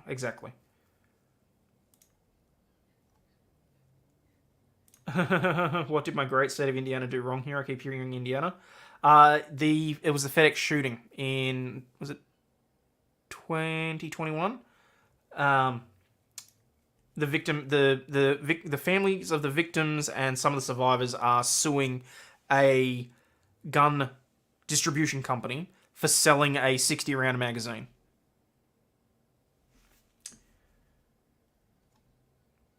If I get stabbed, I'm going to sue the sheep company for making the accessory that made it easier to carry the knife. That's exactly what it is. It's exactly what it is. Like putting an age restriction on fuel sales to prevent the next Darrell Brooks. It's asinine.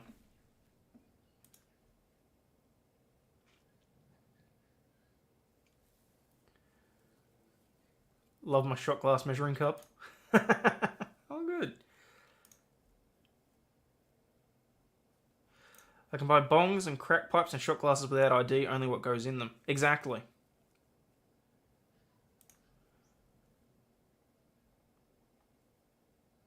It's exactly what it boils down to.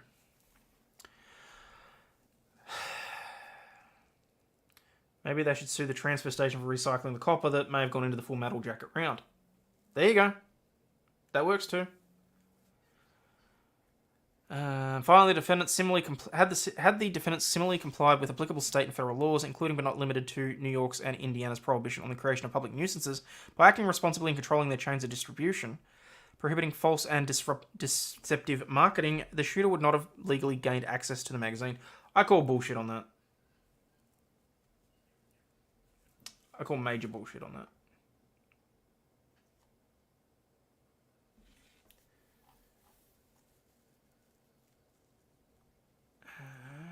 Remember getting carded when I bought my first bong? Okay. Sue your mum for giving birth to you.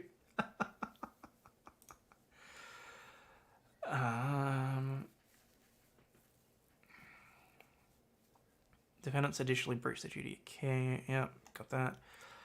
It was eminently foreseeable that the defendant's violations of their applicable duty of care would lead to an incident like the attack by arming one or more dangerous individuals, like the shooter, with a lethal tool, especially well suited to misuse in mass shootings. I'll go pull the other one and suck on it. No way to legally get a mag unless you are in Cali and buy one that was over 10.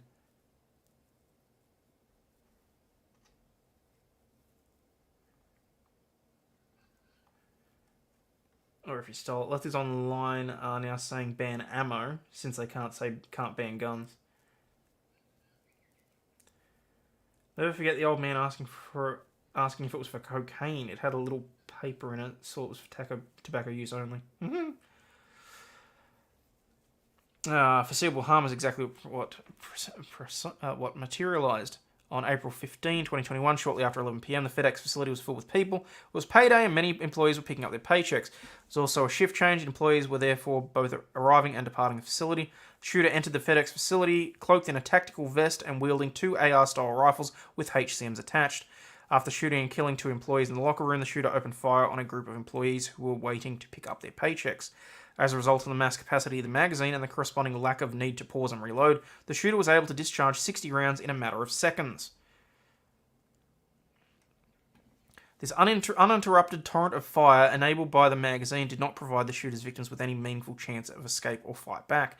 The defendant's unlawful and reckless conduct in manufacturing, distributing, marketing, or selling the unreasonably dangerous magazine directly and foreseeably led to 13 people being shot, with bullets expended from the magazine during the attack. Where the fuck else did the bullets come from? Where would they have come from?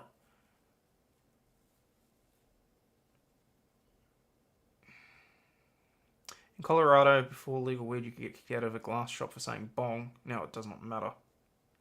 Just going in and asking for stems and Brillo. Upon information and belief, the defendants have also not changed their negligent practices in any manner since the attack, other than being forced to take down one of the advertising videos because it violated YouTube's community guidelines. The other video advertisement remains on the defendant's website.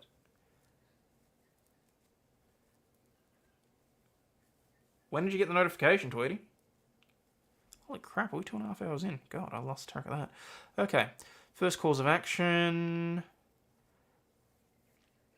All defendants voluntarily assumed a multifaceted duty of care. I call bullshit on that. All defendants violated one or more aspects of the duty of care. Upon information and belief, had the defendants complied with the duty of care, the shooter would not have had legal access to the magazine. Again, that's bullshit. Sue cotton growers for smokeless powder being made of cellulose. Why not sue the bullet makers? It's the same logic. Yes, it is. It's eminently foreseeable to all defendants well before the attack the provision of unreasonably dangerous HCM like the magazine to the general public without appropriate safeguards would likely result in products being misused in the incident like the attack. Defendant's negligence caused actual and proximate or legal cause of Jaswinder Singh's injuries. As a result, experienced physical injury resulting in great pain and suffering, both mental and physical. Defendant's conduct carried out with reckless, willful, and conscious disregard for the safety of the public. Defendant's conduct, including but not limited to the failure to implement safeguards in the sale and distribution of the HCMs, and its intentional marketing of HCMs in a fashion likely to appeal to dangerous classes of people, like the shooter, warrants an award of punitive damages. Good God, now they're going to sue... I know that you don't really have it anymore, but this is effectively saying, let's sue the tobacco companies for producing ads that promote smoking because it appeals to a class of people that may be interested in smoking.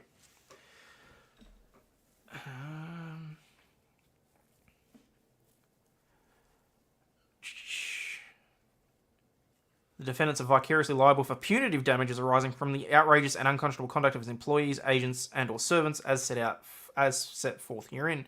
As personal representative of the estate, he's seeking punitive damages pursuant to the New York Estate Powers and Trust Title 543 in an amount appropriate to punish the defendants and to deter similar conduct in the future. These lawsuits always make me wonder if maybe people that got clapped were assholes. I started smoking mostly because of my family. Okay, so you got the second cause of action, which is the wrongful death clause. I'm interested. Basically, saying that had they complied with the duty of care and not produced not sold, distributed, or marketed the Capacity magazine itself, then this person wouldn't have died. I don't know how far that's going to swing, honestly. I don't feel like there's enough causality there.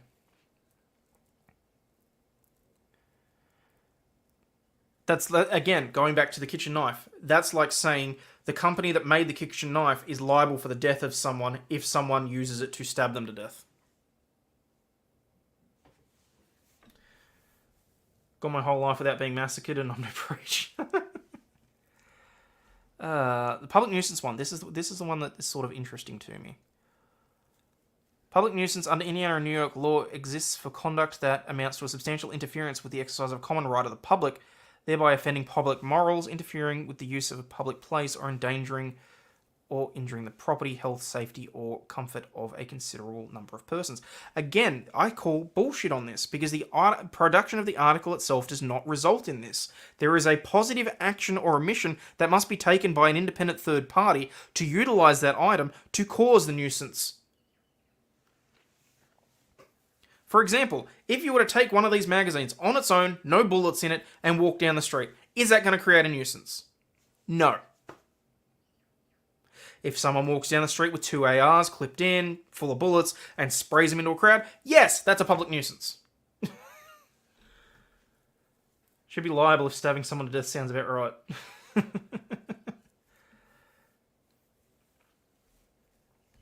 A public nuisance is actionable by a private person where the person has suffered special injury beyond that suffered by the community at large. All defendants, by failing to act in accordance with their duty, substantially interfered with the health, safety of individuals both inside and outside of Indiana and New York, with increased risk and lethality of mass shootings like the attack. Yeah, I call bullshit. As a result of the attack, Jaswinder Singh suffered particular harm in the form that is unique from the harm of other members of the community at large having experienced as a result of the nuisance. Plaintiff is entitled to recover damages in a claim sounding in public nuisance. As a proximate or legal result of the defendant's nuisance or wrongful acts that endured pain, suffering, and or disfigurement. Why do I keep burping? My apologies. Yes, someone else existing in a way that you don't like isn't everyone else's problem. Mm-hmm.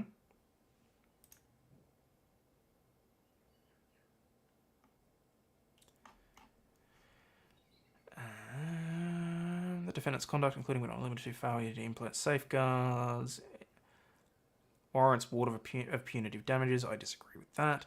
Actions of the defendants have forced the plaintiff to retain counsel to represent him in the prosecution of this action, and he's therefore entitled to an award of the reasonable amount of the attorney's fees and costs of the suit. They have to say that, but I disagree with that as well. Upon information and belief, defendants have not reformed their reckless practices in any way since the attack. Wrongful death, public nuisance, all defendants. So that's going to be That's going to be more or less the exact same. They're just coming at it from a different way to try and hit them multiple times. Public nuisance, blah blah blah. All defendants failed to act. Plaintiff is entitled to recover damages for the public nuisance. I disagree that there is a public nuisance just by the production and manufacture and advertisement of this particular item.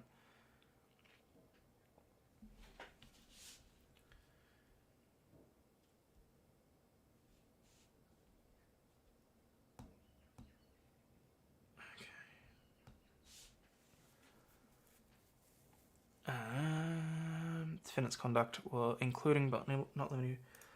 Can't define public nuisance, but I know it when I see it. Thank you for the super chat, Vince. Had to help my neighbour who had partial knee replacement. Did I miss much? I don't know, about 40 minutes of going through this BS complaint. Defendants are vicariously liable for punitive damages arising out of the outrageous and unconscionable conduct of its employees, agents. Again, that's... Actions of the defendant have forced the plaintiff to retain counsel. Okay, what's the one? Negligence. No, I disagree, because I disagree that there's a duty of care owed to any individual or the public. FBI. Have we got anything else of interest here? 6 calls of action, public nuisance. Not so much. Negligent infliction of emotional distress. Good fucking luck with that. I'm sorry, no way in hell are they going to get emotional distress. Negligent infliction of emotional distress requires for someone to negligently engage in an act or omission that causes someone emotional distress. There has to be a direct link between something that the individual does or doesn't do that causes the damage to the individual. There isn't one here. Even if you go through vicarious liability, the only way that you're going to get that is if someone at one of the stores... No, not even that. Lots of bullets cause emotional distress. Fuck off.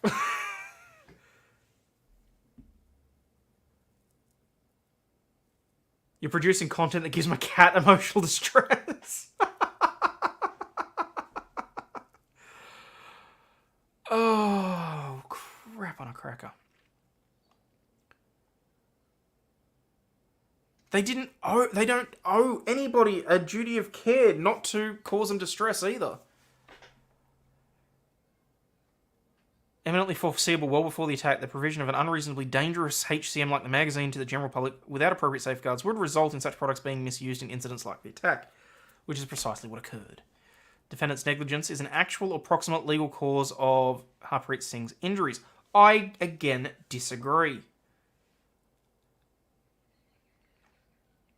They're not ultimately responsible for the action... Okay, the manufacturer is not responsible for the actions of the end consumer.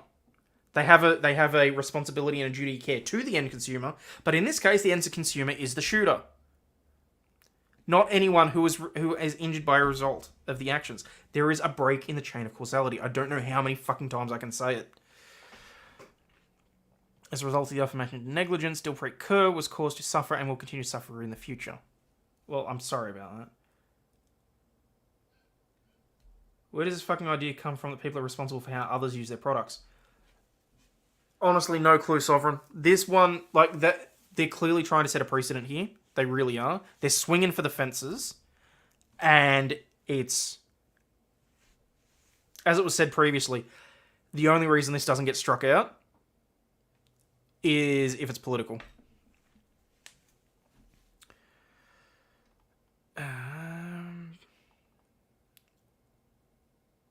Further negligence, well, I'm not going to bother with that. Public nuisance, all defendants. Negligent infliction of emotional distress, all defendants. Okay, we're almost at the end.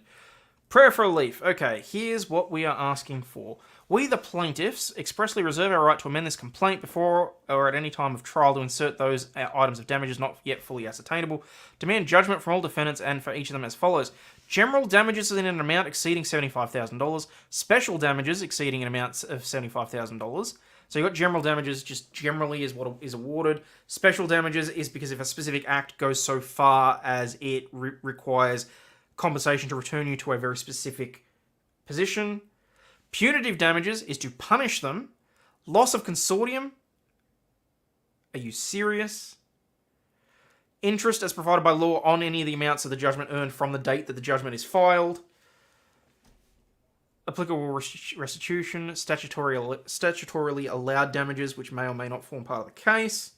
For an injunction requiring all defendants to abate and or cease contributing to public nuisance in that they are creating in violation of one or more relevant statutes by unreasonably supplying 60-round HCMs like the magazine to the public without public safeguards to prevent their nuisance. For reasonable attorney fees and costs of the suit incurred, they want trial by jury. Of course, why else would you want a trial by jury in New York in this case? Prayer for relief is basically just a legal term saying here is what we're requesting from the jury and the court. Relief from what injury they have sustained, basically, is what they're saying. For such other and further relief as the court deems fit and proper. Respectfully submitted on the 13th of April 2023 by Hadley L. Ludbeck, Catherine Lee Burns, Esquire, and of Frenchie Lang in Rochester, New York. Damn, okay, so there's quite a few lawyers on that. So because the shooter is either dead or in prison and possibly broke, they spun the wheels of fortune hoping they hit bankrupt. It's a not an unjust way of looking at it. So yeah, there you have it, guys. That is the case against American Tactical. I'll keep my ears to the ground on this one just to see where it goes. Obviously, it's federal, so it's not going to be televised or anything like that. I fully expect this to get thrown out, honestly. I really do. It's complete and utter BS. Now, did I see that Mighty's gone live with his thing for...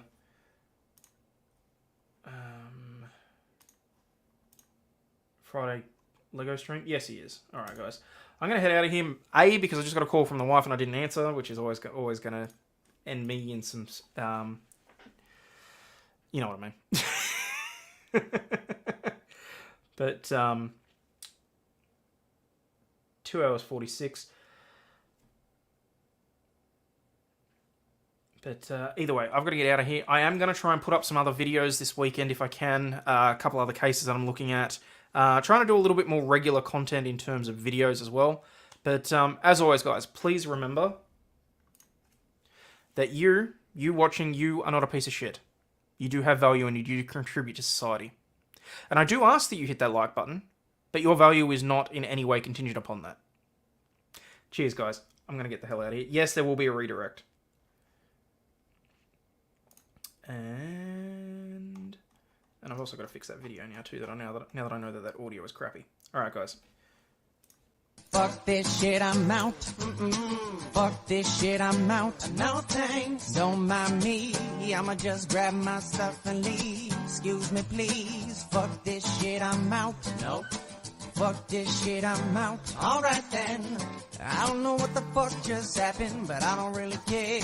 I'ma get the fuck up out of here. Fuck this shit, I'm out.